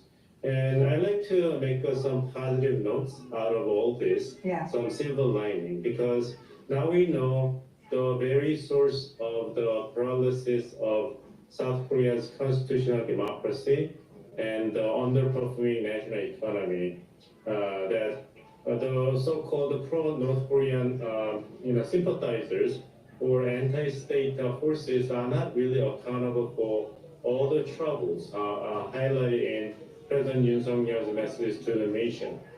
If anything becomes clear out of all these threats, it is a president who carries the biggest risk for constitution of South Korea, national economy of South Korea, and the national security of South Korea as well. Let me just interject here. We may have a war in Europe. We may have a war in the Middle East. We may have war between China and Taiwan. And we may have a war between North Korea and South Korea. All in 2025. It's going to be a wild ride. We know the very source of all the paralysis that President Yoon Suk-yeol criticized. Okay. Si-Won Koo, do you agree that the influence of the U.S. in this crisis will be limited? I do believe that Professor Bong has it right. On the one hand, we need to note the fact that the Biden administration is in its twilight. We are looking at 2 months until Trump takes power as the new US president. And whatever this current administration in Washington may demand of President Yoon Suk-yeol in Korea is not going to have such a great impact on what unfolds in Korea as we observe the situation. For example, the President Yoon Suk-yeol was in fact bringing up the possibility of delivering weapons to the Ukraine in the fight against Russia, but even that decision, which is seen favorably by the Biden administration, is now on hold because of the very fact that there will be a new American president taking power very soon. Thank you so much, Siwon-Koo, Yongshin Bong. Thank you for talking to us throughout these past few hours of this breaking news story out of South Korea, where the president a few hours ago pause Al declared Jazeera, and I'm going to Russian- jump to Bloomberg here, and they might have something important here. You're going to see a continuing resolution into March. That's positive from the standpoint of President Trump, because now you have a government. No. All right, I'm going back to Al Jazeera here. I missed it. This unfolding situation in South Korea. So we have our correspondent on the ground who will be bringing us the reactions and analysis throughout the evening. Stay with us on Al Jazeera. Coming up next, it's Inside Story.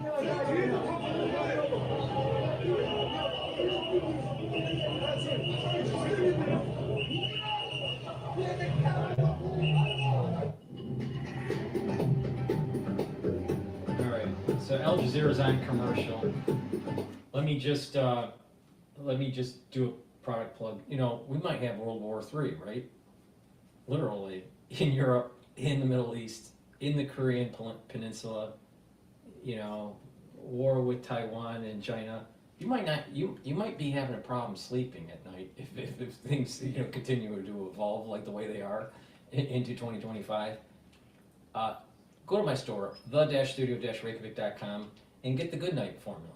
Good Night Formula has tryptophan and melatonin in it, and it has a lot of other supplements that are important to have you get a well-rested sleep, to be in a 3 cycles of REM sleep, to be in deep sleep, and when you are in 3 cycles of REM sleep and deep sleep, you're going to be well rested, you're going to be detoxifying your central nervous system, and you're going to be well rested.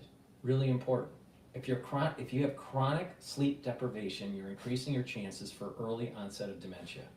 So please, take my advice, get the Good Night Formula, get into REM cycle sleep, and having a good, steady, consistent sleep pattern will slow down the aging process. So please go to my store and get the Good Night Formula. And omega-3, really important to improve your lipid profile. It lowers LDL levels and increases your HDL levels. That means that your cardiovascular system is improved. So please, take omega-3 every day to improve your cardiovascular health. And you know what? We're getting older, and we're putting too much stress on our pancreas. So get the digestive enzyme complex. Reduce the stress of your pancreas. These have this complex has the enzymes to break up carbohydrates, lipids, and proteins to allow you to break up your food, to absorb that food, right, and reduce that stress so the pancreas doesn't have to secrete so many enzymes. All right, this is really important when you get older, because your pancreas doesn't work as well as when you're older. All right, so if you're older, 40 plus, you should be taking digestive enzyme complex. If you work out, let's say you're younger and you work out quite a bit and you're an athlete, you should be taking the digestive enzyme complex so you can break up that nutrition to refuel your body so you recover quicker. So this is for ones that are young that are athletes, or ones that are older that are not athletes that want to reduce the stress on their pancreas. Really important. Go to my store, the-studio-reykjavik.com, and take the digestive enzyme complex. Make sure you use the discount code, all caps, discount and the number 5. Discount 5 will give you $5 off to help with the shipping. All right, let's go back to Al Jazeera here. Appalling and apocalyptic. UN Secretary General Antonio Guterres' All right, they're more focused on the Middle East right now, and I want to kind of be a little bit more centric on what's going on with Korea. So let's go to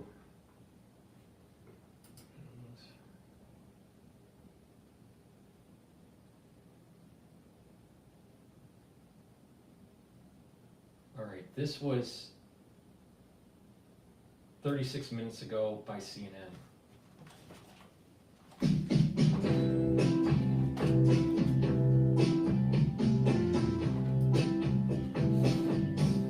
The president announced this martial law very late. It's in the middle of the night over there in South Korea right now.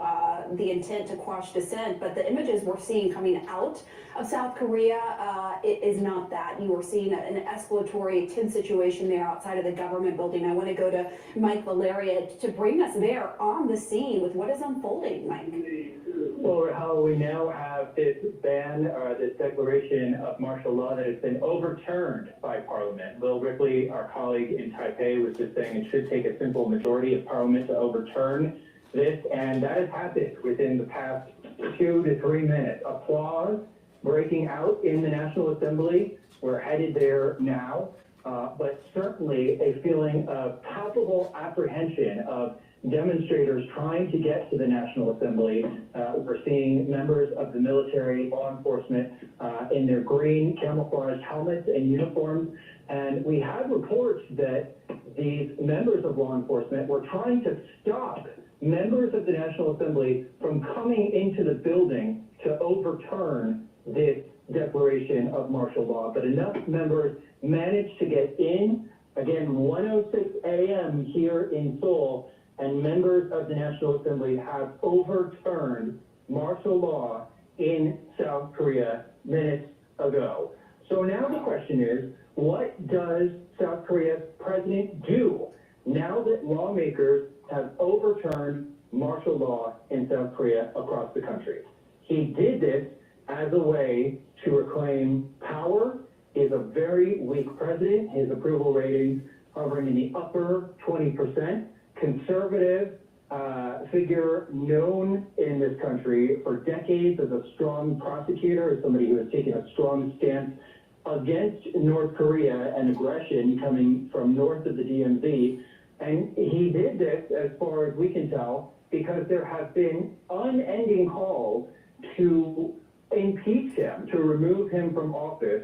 And he said in an address to the nation a few hours ago that this was his way of strengthening control of government, which he said has been paralyzed by these calls for his impeachment and calls to impeach other members of the government, heads of ministries that he installed as well. So the question is, how does the president respond? How does law enforcement and members of the military respond? I can tell you that we have early reports of law enforcement starting to pull back from the building. And you can see on the screen more and more people getting into the National Assembly. So we're going to see if this holds.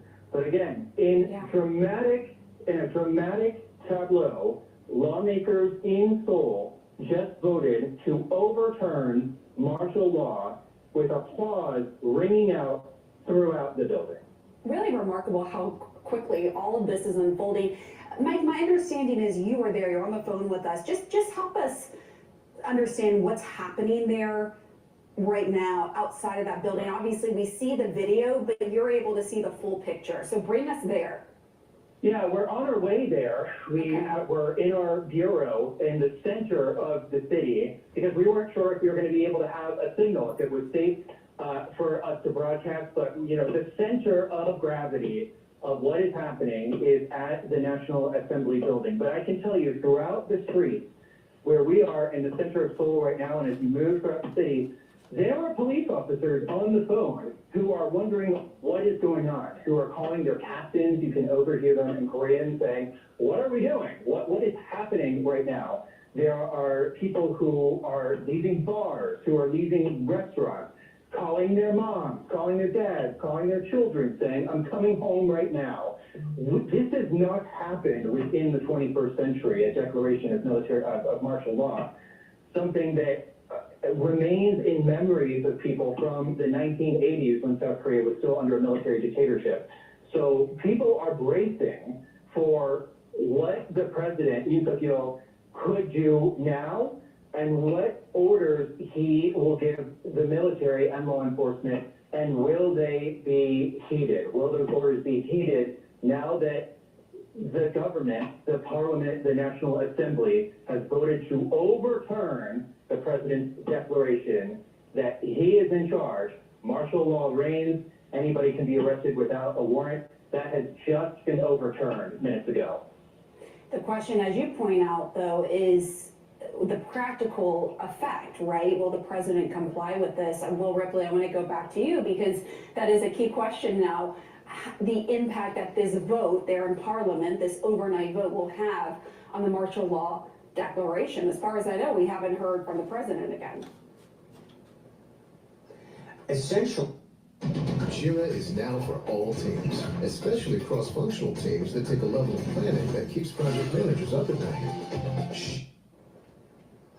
Essentially, this boils down to how much support President Yoon has from the military itself, and would the military honor this vote in Parliament where people had to wrangle themselves into the building, but as far as we know at this point, there were no shots fired. This was not something that turned into what could have been an absolutely brutal and horrific moment for this democracy, a life-altering moment for this democracy, but that hasn't happened.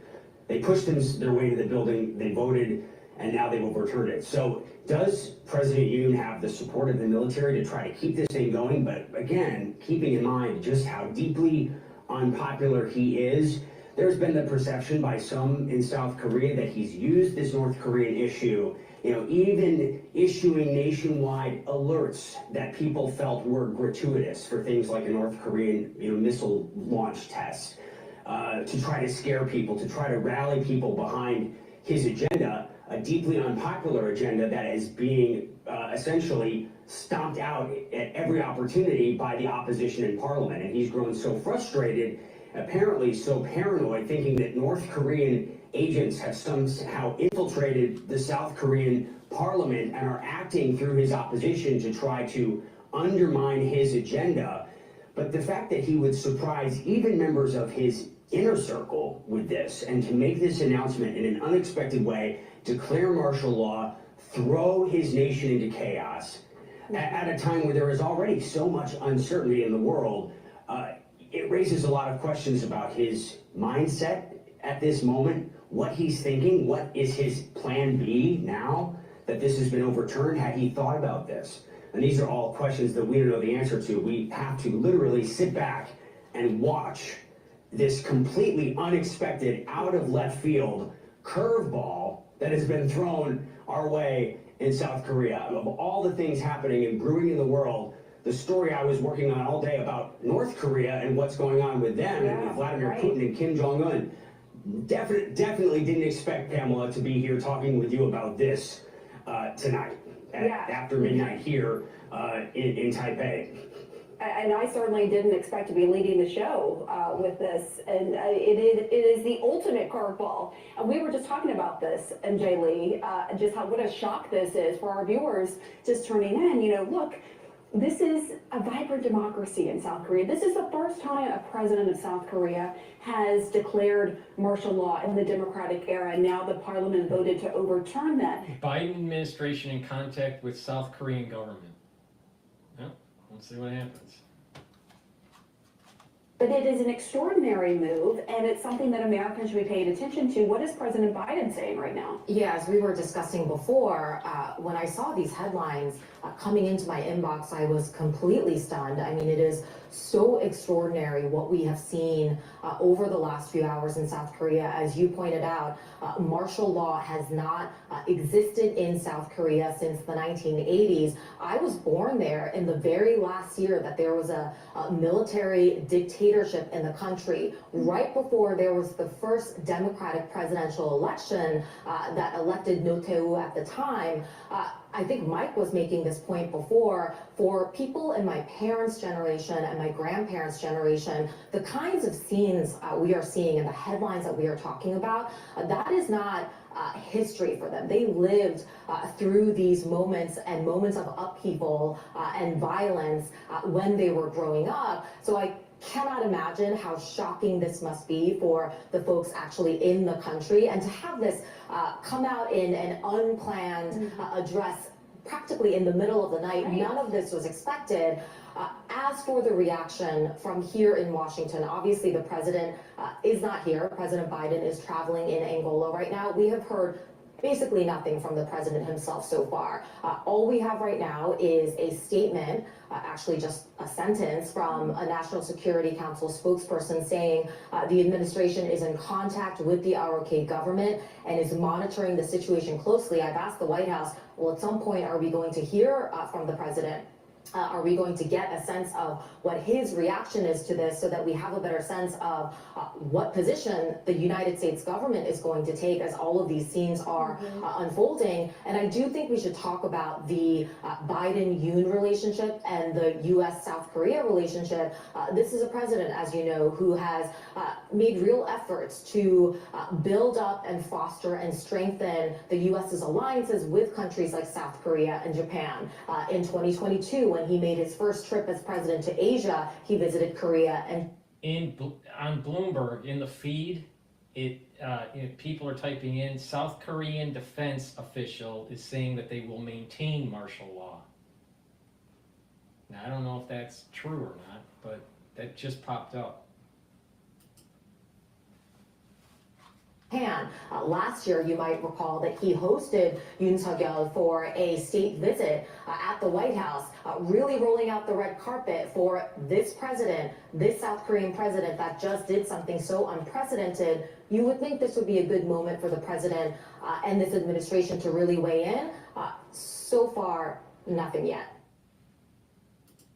All right. TikTok keeps trying to tell me. All right. So what we're going to do is I'm going to go to another video. I might jump to the Hegseth meeting with the senators, but please help support my work by going to the store, the-studio-reykjavik.com. The link is in the description of this video and all my videos. It's the-studio-reykjavik.com, and get ubiquinol. Ubiquinol is the best bioavailable CoQ10 that you can get. This is a very high quality supplement that I have on my store. You take ubiquinol to improve your energy levels. It's an antioxidant, so it's going to soak up free radicals. And ubiquinol also helps to protect your neurons. This is very important to take when you get older. I've been taking ubiquinol for a long time, all right? And, it's really important. People need to pay attention here.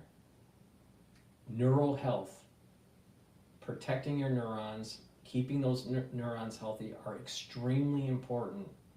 So when you get older, you're not going to have the neurological problems and the memory problems and the balancing problems and the motor coordination problems in your later years. It's really important. So please go to my store and get the ubiquinol. This is the active form for CoQ10, the most bioavailable that you can get. Most CoQ10, it doesn't have a very high bioavailability. This one does. This is why I say that when you go to my store, you're getting some of the best supplements you can buy. So please go to my store and get the ubiquinol.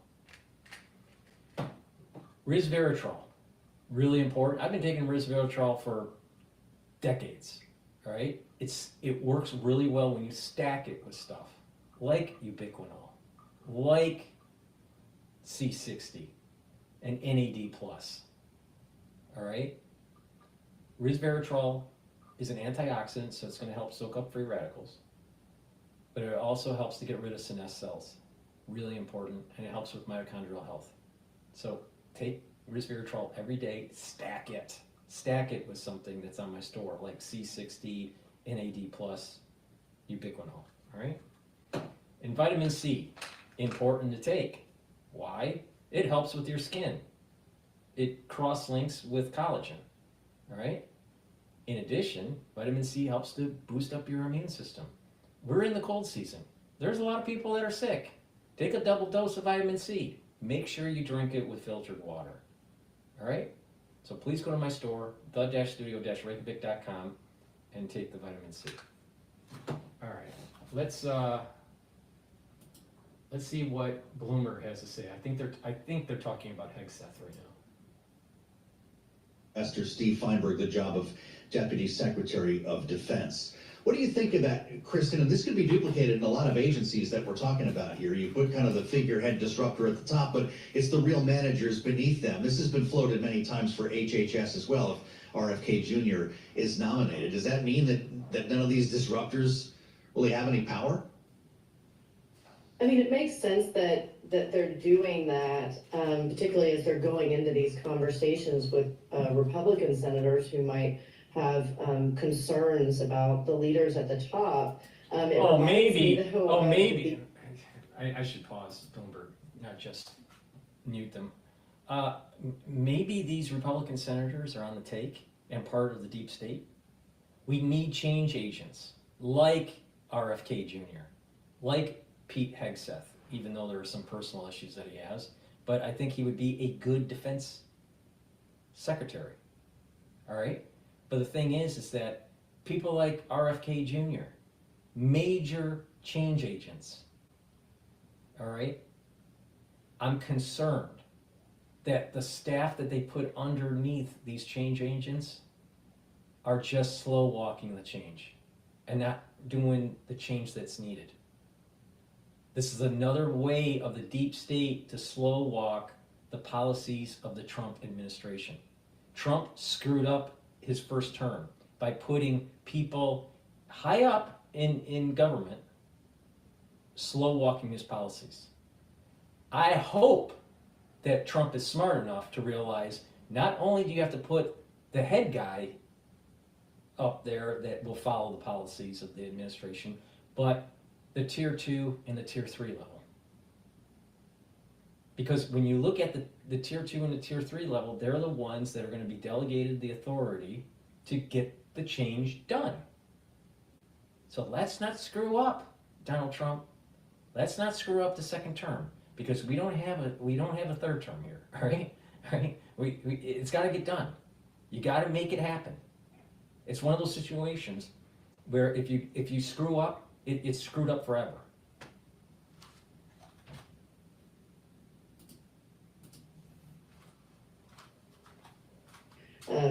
A lot of concerns that a lot of us had about the folks sitting at the very top, which is important, and relying on other people within the departments to make sure that they don't go totally off the rails. So is it probably a good thing? Is it probably necessary to get Pete Hegseth across the finish line? Probably. Should it make people feel better? Yes, Rick makes a good point, but I also think that you need strong management at the top. Yeah, interesting, some of the allegations against Pete Hegseth that involve a couple of veterans organizations that he was working with, the CVA among them, where there was a whistleblower report said Hegseth got drunk, quote, to the point of needing to be carried out of multiple work events, that he and others, quote, sexually pursued the organization's female staffers despite being married. And Rick Davis, this has Jonathan Martin at Politico thinking out loud this morning that Pete Hegseth, if he cannot be confirmed, should be followed by Joni Ernst, of course, a veteran and someone who's been deeply concerned and has been very active in trying to limit sexual assaults inside the military. She'd be confirmed in a heartbeat, likely, and would be a pioneer to lead the Pentagon for Donald Trump. Does that sound like a plausible scenario to you, Rick? Well, I think Joni Ernst would be a spectacular Secretary of Defense in so many different ways. Her leadership on the committee, the Senate Armed Services Committee, has been stellar. But the reality is she didn't have the greatest relationship with Donald Trump, especially during the caucuses in Iowa last year. She and her governor, Kim Reynolds, did everything they could to basically try to see Donald Trump not succeed. And I don't know how well that's been patched up to this point in time. So knowing how much Donald Trump relies on loyalty as the first sieve and selection process, I doubt if Joni would make her way through it. If anything, I would really like to see Bloomberg staff in the news organization to just be a little bit more wide-eyed about the administrative state and how they're trying to slow walk policies of change agents like Trump and of the ones that he's trying to elevate to these different positions. It's obvious that's what happened during the first term. And it seems to me that, they're coming up with all these issues with certain nominees. Like Tulsi must be a Russian agent, and Hegseth must, shouldn't be elevated because of his personal issues, and all this stuff, right? It's just a means for the deep state to continue on the status quo, or try to minimize the change. That's not what the people voted for. The people voted for radical change.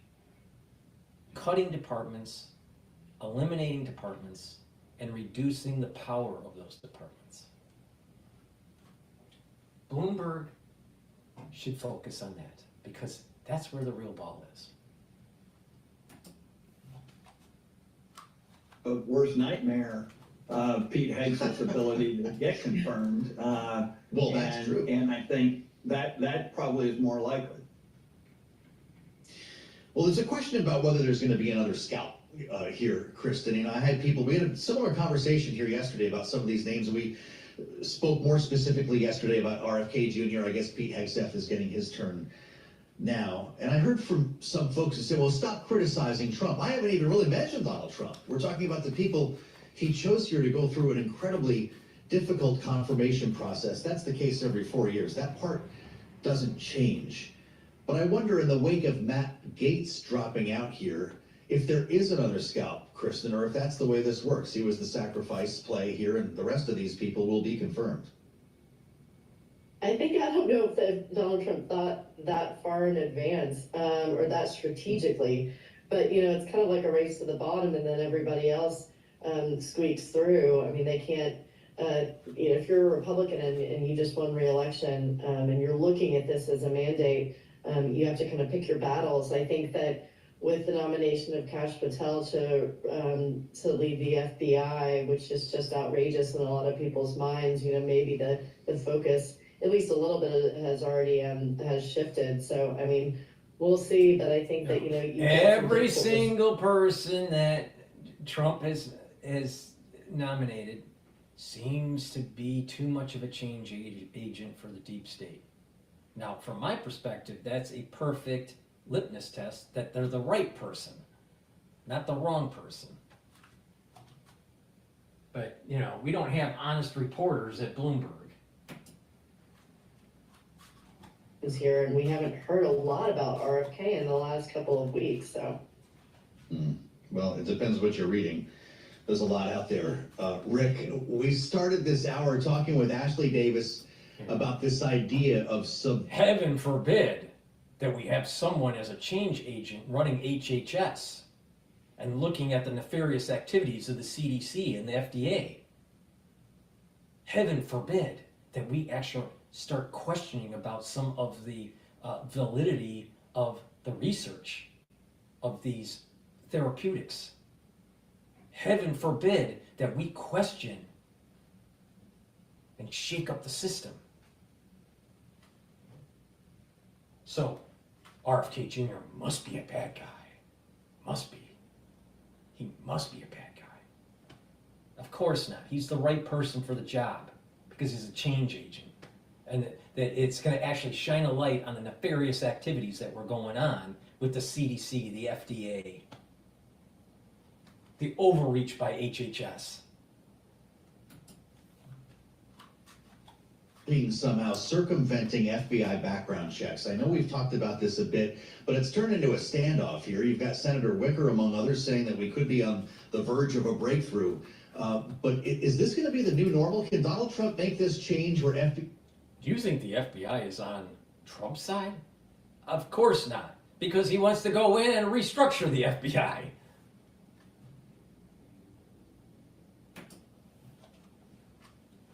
Background checks go to the wayside because no one trusts the agency? Well, I mean, we certainly know Donald Trump doesn't trust the agency. I mean, he's had a very difficult relationship with the FBI ever since he became the nominee for the Republican Party in 2000. Listen here, Rick Davis from Stone Court Capital LP. There's a lot of conservative mothers that don't want the wokeism in the gender fluidity and the gender dysphoria promoted in their public schools. And when they voice their opinion, the FBI goes after them. There's a big part of America that doesn't trust the FBI.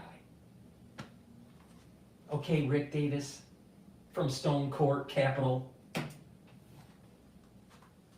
15. So the reality is nothing has changed in his relationship with the FBI. He doesn't give them any credibility whatsoever. And remember, he's a provocateur, right? So there are many instances where I think he put some of these names out to just see how they do. I don't have any doubt Matt Gaetz was exactly that example. You know, gee, if you get through this process, it shows... Gee, Rick Davis, I have a feeling that you're a liberal. Just, you know, it's so easy. You know, with these money managers, you can see them a mile away, 10 miles away, the way they work. They make their money by convincing you to give your hard-earned money and put it into their fund so they can manage it. Now, of course, they have to turn a certain profit so that you would keep your money in their fund, all right? But they love charging you fees. They love charging you fees. Meanwhile, you could just listen to me and just put it into an ETF and you don't get charged any fees. And you get entertained by watching me. And you manage your own money. And not give a fee to Rick Davis from Stone Court Capital. The way they work is that they want to take your money so they can charge you a fee. All right, so your return is the increase in the fund minus the fees, all right? And a lot of these places are doing, you know, have high watermarks where, you know, they charge an exuberant amount after a certain amount of gain. But because they're all about accreting funds, they don't really have a backbone. They're jellyfish. They are invertebrates. Why? Because they can't be too Republican because they have to get money from a Democratic investor, right? A Democrat support investor. And they can't be too Democrat because they need to get money from a Republican investor. So they're always hedging their bets. They're always not having a backbone. Now, I come from a long lineage of people that have backbones. People like Rick Davis are weak. They're mentally weak and they're physically weak.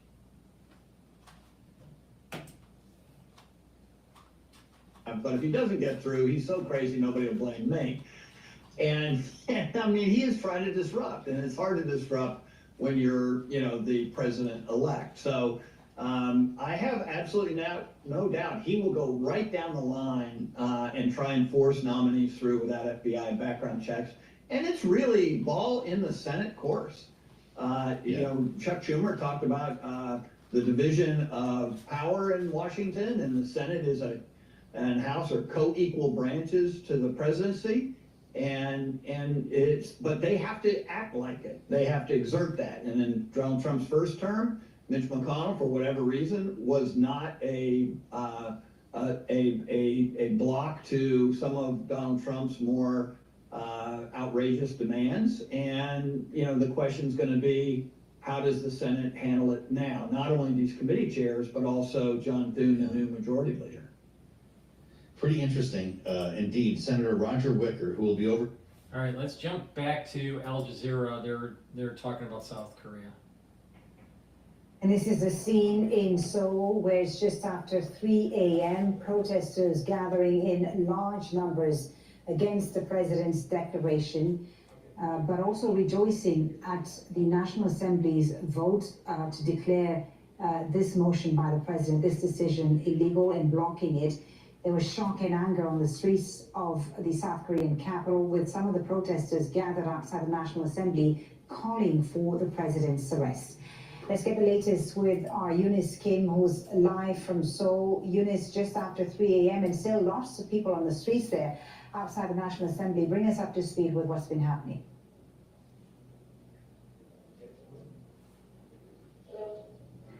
Right, that's right. It is late into the night, early morning, Wednesday. There's also conflict in Georgia. The Georgian protesters clashed with police after EU talks were frozen. Man, the world's going to hell in a handbasket. Well, quite cold outside as we are approaching winter here in South Korea, but that does not seem to have calmed the excitement perhaps that is being felt outside of the National Assembly, as at about 1 a.m. local time, as you noted, 190 lawmakers were able to get past the police barricades to enter the chamber to unanimously vote for a motion that calls on President Yoon Suk-yeol to cancel his motion to declare martial law. Now, we have had a deafening silence from the presidential office. We have not heard from the president since that national address on national television. But we are hearing from some of his aides through local reports that they did not know this was coming, in an apparent effort to distance themselves from the president now as well. We are seeing a rare unity across political aisles.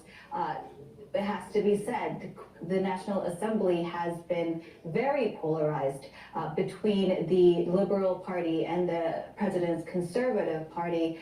But with this surprise and shocking motion to declare martial law that really nobody saw coming, at least in the general sphere, I think it's really united the two rival political parties in calling for the president to cancel it, calling it unconstitutional, and that any police and soldiers who take actions in line with the now canceled martial law by the National Assembly would be breaking the law. Speaking of soldiers and police, Eunice, what's the security situation like around the National Assembly building? Because earlier there were soldiers trying to prevent, I understand, people from getting in, trying to prevent politicians from getting into the building, and then they later withdrew. What's the security situation like in the vicinity of the National Assembly right now? So we are not hearing any reports of physical skirmishes. I am seeing big police vans against the backdrop of the crowds that are gathered outside of the National Assembly. But these are big police vans that usually show up when there is a big rally or a big gathering of people, which Seoul is frankly very familiar with. It seems every weekend on a Saturday there are multiple civic groups holding a rally and holding demonstrations, and typically there is a large police presence for crowd control. But as far as what we saw earlier of police and soldiers blocking entry to lawmakers, the elected leaders of this land, which is really an odd sight to Right. see, because lawmakers typically have free flow of access to the Parliament building. But so far, things seems to be quite peaceful, although there is a lot of uncertainty still Yeah, in the air. a great deal of uncertainty. How much disruption? I mean, it happened, of course, in the evening, so, you know, the markets were closed and so on. How much disruption do we expect this to cause if the crisis continues, if we go into a prolonged crisis? What impact is it going to have on the economy, the financial markets, daily life in South Korea? Right, that is a concern that many financial regulators are also dealing with tonight. And there, I think, is a conversation as far as they even want to open the stock markets tomorrow in order to kind of, you know, ease the hard landing, if you will. In trading, we are already hearing that the Korean won has dropped to levels we have not seen in over 2 years. And of course, South Korea is a very export reliant economy. So any big shifts in the currency markets is going to deal an impact for traders. But at the moment, it is very much a wait and see situation. And politically, it looks like, at least on the outside, everybody is for canceling the martial law announcement. But that is something that only President Yoon Suk-yeol can do. So many people will be watching to see his next move, since declaring that martial law some 5 hours ago. Yeah. Everyone watching closely indeed, because the economic repercussions, as you say, could be huge, as this is Asia's 4th largest economy, but also the 12th largest economy in the world. Eunice Kim in Seoul, thank you very much for the moment.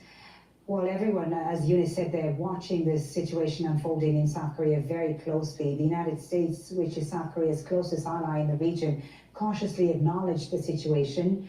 It said the administration is in contact with the Republic of Korea's government and is monitoring the situation closely. Like I said, this is really important, because a major pillar to fight against the CCP, if they attack Taiwan, our contingency is with South Korea. It's with Japan, South Korea, the Philippines, the Taiwanese, New Zealand, Australia. You know, if one of our allies are weakened because of some sort of domestic infighting, it weakens the alliance. House correspondent Kimberly Halkett. Kimberly, this has caught everyone by surprise, including the White House. Talk us through the various statements from Washington. They've all been very cautious. Yeah, and what we're hearing from the Deputy Secretary of State, Kirk Campbell, is that in addition to the fact that the United States is in contact with the officials in South Korea, they are watching the events unfold with what he said was grave concern.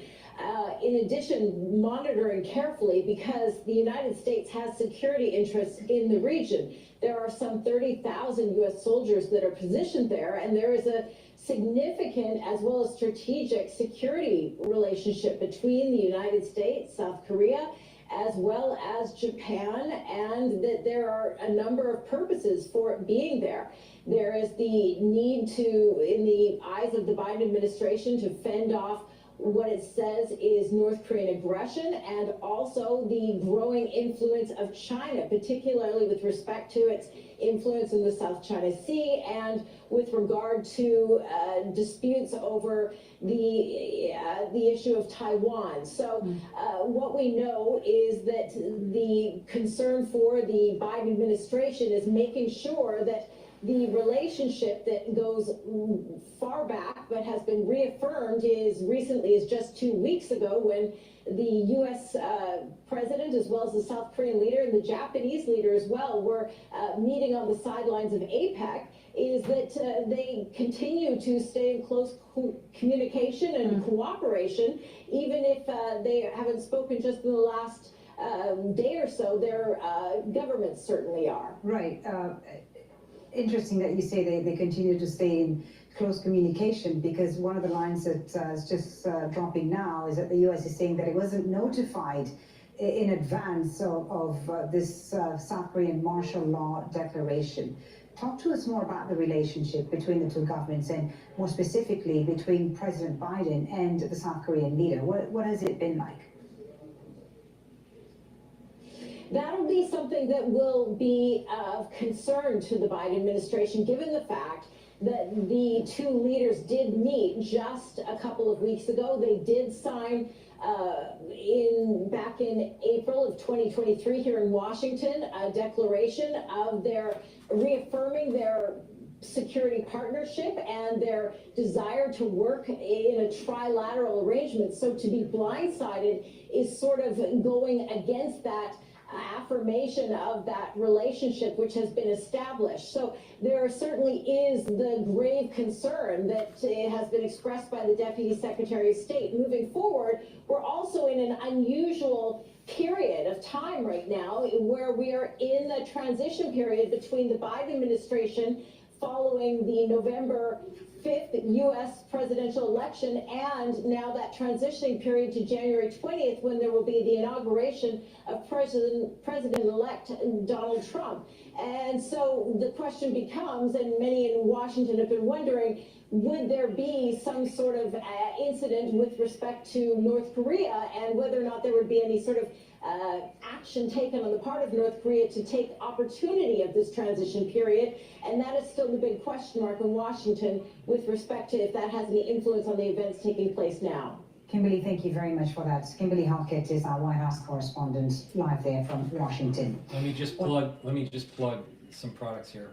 Please help support my work by going to the store and getting the supplements to help improve your health and help support my work. Two great products that I have are the powdered probiotic, which is what I use on a daily basis. I just mix it with my hummus, but you can mix it with filtered water or mix it with food. And the probiotic that's in a veggie cap form. You can take it either way. They're very high quality probiotics. It'll help you to absorb your nutrients better, lower inflammation in your gut, improve your metabolism, improve your mental acuity, your mental mood, your memory, right? People that have a poor gut could have poor skin, hair, nails, brain function, poor liver function. You know, lots of things can happen if you have a poor gut. You don't want overinflamed gut and a poor gut biome.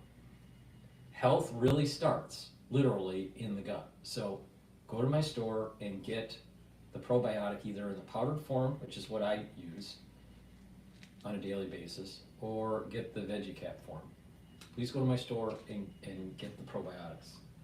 And it's important to detoxify your body. I have Zeolite.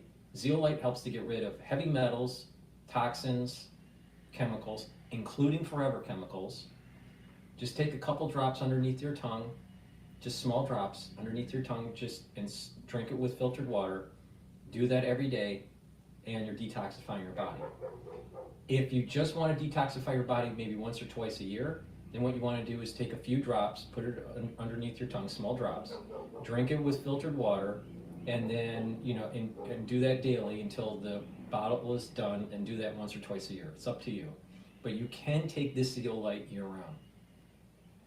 It's also really important to stop the source of the toxin, all right?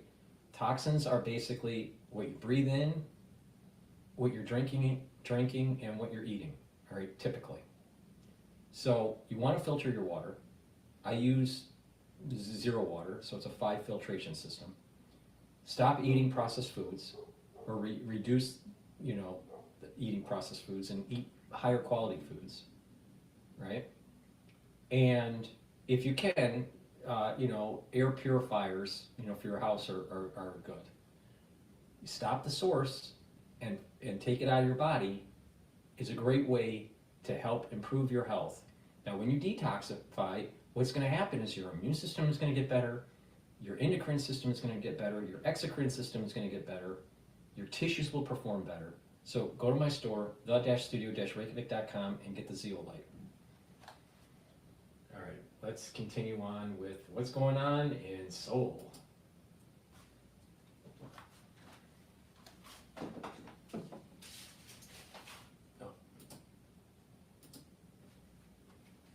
The president to rescind the declaration, and if he is somebody who has respect for the constitution and rule of law in South Korea, then he should accept it. What is interesting is we have heard only complete silence from the presidential office. As we speak, I believe there are about 20 South Korean journalists camped out in the press room of the presidential office waiting to see if there's going to be actually any kind of comment coming out. But so far the signs are very unlikely. Yeah. So I think that Ms. Lee is right to say that we're going to see the political landscape moving toward an impeachment against President Yoon, and it should be processed perhaps very quickly. I think that's what's going to happen. If he doesn't back off, he's going to get impeached. He might get impeached tomorrow morning. Their tomorrow morning, so it would be our evening. Interesting that he hasn't said anything, that we haven't heard anything from him since he made that declaration in that late night TV address. His opponents, Sojin Lim, have accused him of trying to use the military for his own political gains. And we have heard some within the military saying that even with the National Assembly blocking the declaration, that it would still hold until the president signs it. Where do you see the military going with this? Which way will it go? Does the president have the full support of the military, a unified support of the military? This will be very critical, but at the same time, very interesting point for us to look at now, because in the past, the military, when we were under the military government in South Korea in 1970s and 80s, the military power was really, really high at the high moment. But now we are having the different generation. Even though the decision makers and military are still from the old generation, but at the moment, the young generation, they are the main soldiers. They are MZ generation. I don't think we are going to have the same situation as in the past. But at the same time, the decision makers and the military members are, well, they have no choice but to follow the president. But I don't think the President Yoon will delay this for any long, because he has no other choice but needed to follow the majority of the population in South Korea now. I think he lost the game. Siwon-ko, Sojin Lim mentioned the young generation. Of course, this is not the first time that martial law has been declared in South Korea. The last time was in the 1980s, but most of the country's young generation, all they've experienced has been a vibrant democracy. What will they make of this? And, again, same question to you. Which way do you think the military will go with this decision? Yes, I mean, even for someone like me who is in his 40s, this whole idea of martial law in South Korea is so shocking. And I think this is something that just about everybody in South Korea will say. They are just stunned by the development, and even the term itself, martial law, that's something that people do not hear very often in the context of South Korean politics. When it comes to how the military is acting, I mean, there are different scenarios. Right? Some commentators truly believe that South Korean military is not especially well unified. There are different factions within it. They are probably having discussions as to what to do. Some factions may be in favor of supporting the president, but others might not be. But when I look at the actual people who are at the very top of the military, who have been instrumental to this declaration, they are people who have very close connections to the president Yoon Suk-yeol. It's the commander who is in charge of carrying out the martial law itself, and also the Minister of Defense, he who has gone to the same high school as the president. And these people have reportedly been instrumental in making the events of yesterday in Korea and today a reality. So that dimension cannot be discounted when we think about how the president may be planning his next moves. All right. Of course, we are waiting to see what his next move is going to be. In the meantime, let's just pull back and take a look at the regional implications of a prolonged political crisis in North Korea. We've heard from our correspondent in Washington that there is some concern in Washington, D.C., especially with the U.S. being in between two administrations right now. So, Jin Lim, what do you think is the line of thinking within the U.S. administration right now? Do you think they see this as a political dispute within South Korea, or should they be more concerned about what it could mean for the security of the region as a whole? I think it was actually the other way around. The reason why Yoon Suk-yeol had to take this radical measure is because of the factor that Trump is becoming the new president of the United States. Because Trump himself is someone who we cannot easily expect what he's going to do next time. So Yoon Suk-yeol may have the need to take the different direction. Just to pause what she has to say, but I think it's interesting. It says here, it is the first time since 1979 that martial law has been declared in South Korea. Now, the hostage thing that I opened up with, the American hostage that looks like he was killed on October 7th, and Trump said, you know, you give the hostages or else. I said that was very similar to what was going on with the Iranian hostage crisis between the transition from Carter to Reagan. There's a rhyme in history, right? Things don't repeat, but it rhymes. There's a rhyming of 1979 right now, Kabbalistically in the world. Now, what that means, I have no idea. But there's a rhyme that's taking place. From the notion he has taken up until today, because Trump will probably have a somewhat different from the Biden's administration, and that also make the Yoon Suk-yeol felt really frustrated. So having said that, it will be really about whether the population in South Korea will be successful to take the Yoon Suk-yeol down from the administration, from his office or not. Then the United States will look at it, and then we'll see how they can take action afterwards. Do you agree with that, Siwon-Koo, that you know, the president might have taken this action because there's a new leader, Donald Trump, coming into the White House, and you know that he's doing that because of that? Well, I think at the very least, it is reasonable to conclude that Yoon Suk-yeol will pay no regard to the opinions of the current Biden administration. Mr. Biden has about 2 months left in his term. Mr. Trump is taking power very soon. So it's when we look at, for example, another example of where South Korean government promised to deliver weapons to Ukraine, but now are holding back on that promise because they're not sure about how this decision will be processed by the incoming Trump administration. So, yeah, in that same way, I think the influence of the Biden administration on South Korea at the moment is clearly limited. We do want to think a little bit about the regional security implication of all this, and how, for the U.S., what is happening in South Korea might be important. And that is, rather than with regard to North Korea, Yoon Suk-yeol has been quite instrumental in improving ties with Japan, well, which also, as a very important American ally in the region, is a country that U.S. very much wanted South Korea to become closer to for a long time. And when Yoon is to be impeached or removed from power, that whole dynamic is going to shift, no question. And whoever succeeds Yoon in this office is likely to be someone less interested in this relationship. Siwon-Koo, thank you so much. So Jin Lim, thank you both for speaking to us about the situation in South Korea. We really appreciate your insight, and we will have more analysis of the developments in South Korea later in the news hour. Thank you. Thank you. Okay, so while they're doing a commercial break, let me do a commercial break. Please help support my work by getting the products that I have on my store, the-studio-reykjavik.com. I have these great structural nano silver gels. I have it in 2 different varieties here.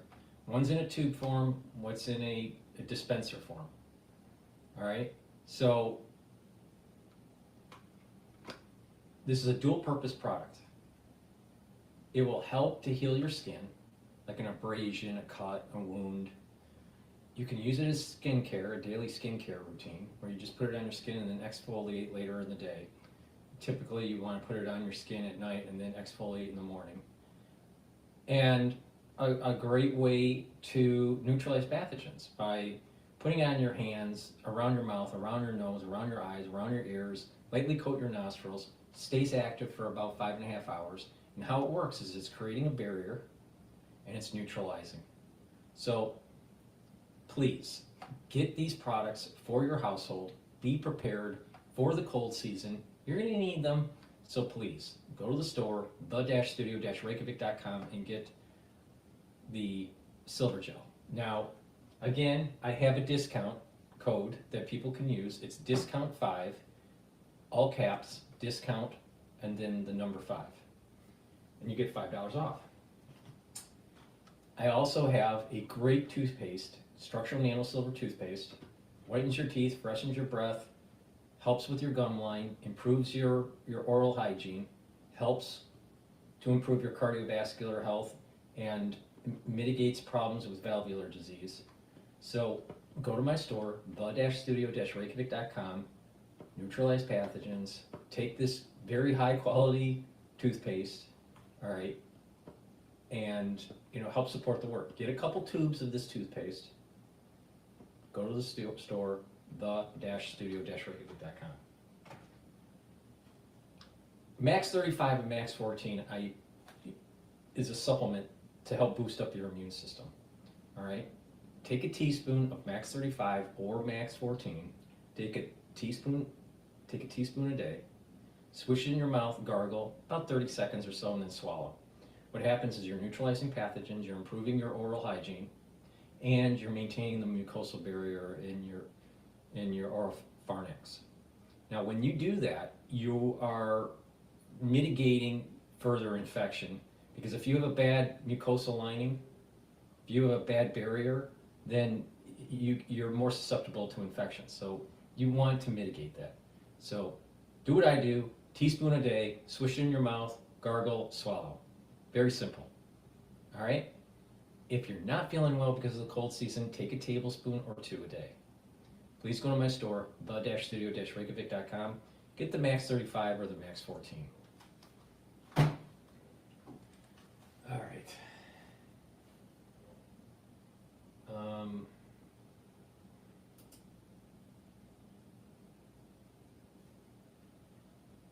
What else is going on here?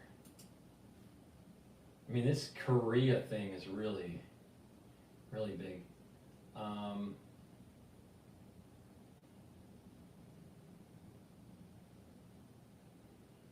I would say that that's primarily the news. China bans exports to U.S. of some materials for electronics manufacturing. I want to play that. It's from CBS News.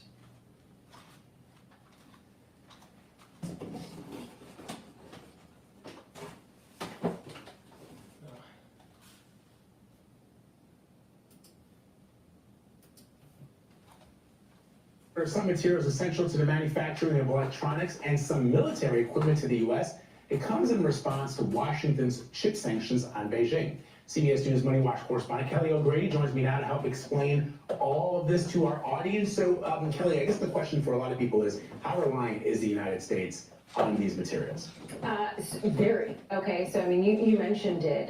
This is a key input in your phones, in defense technology. And I was looking this up. So gallium and germanium, these are two of the materials that China has said, we are not going to sell these to the United States anymore. We get over 50% of what we use from China. Now, we do have some of that in our earth, in the territory here in the United States, but we don't necessarily have the infrastructure to tap into that yet. So we're very reliant on it, and we're very reliant on China for this. This is kind of the tit-for-tat trade war we're seeing escalate. Yeah, it's so interesting. I mean, we often use terms here in this country, and perhaps they do as well in China, that paint the Chinese as our adversaries. Not straight up enemies, but adversaries. And yet, when it comes to the global trade and global economy, we're more tied in together than perhaps it may sound like when politicians pontificate at a podium.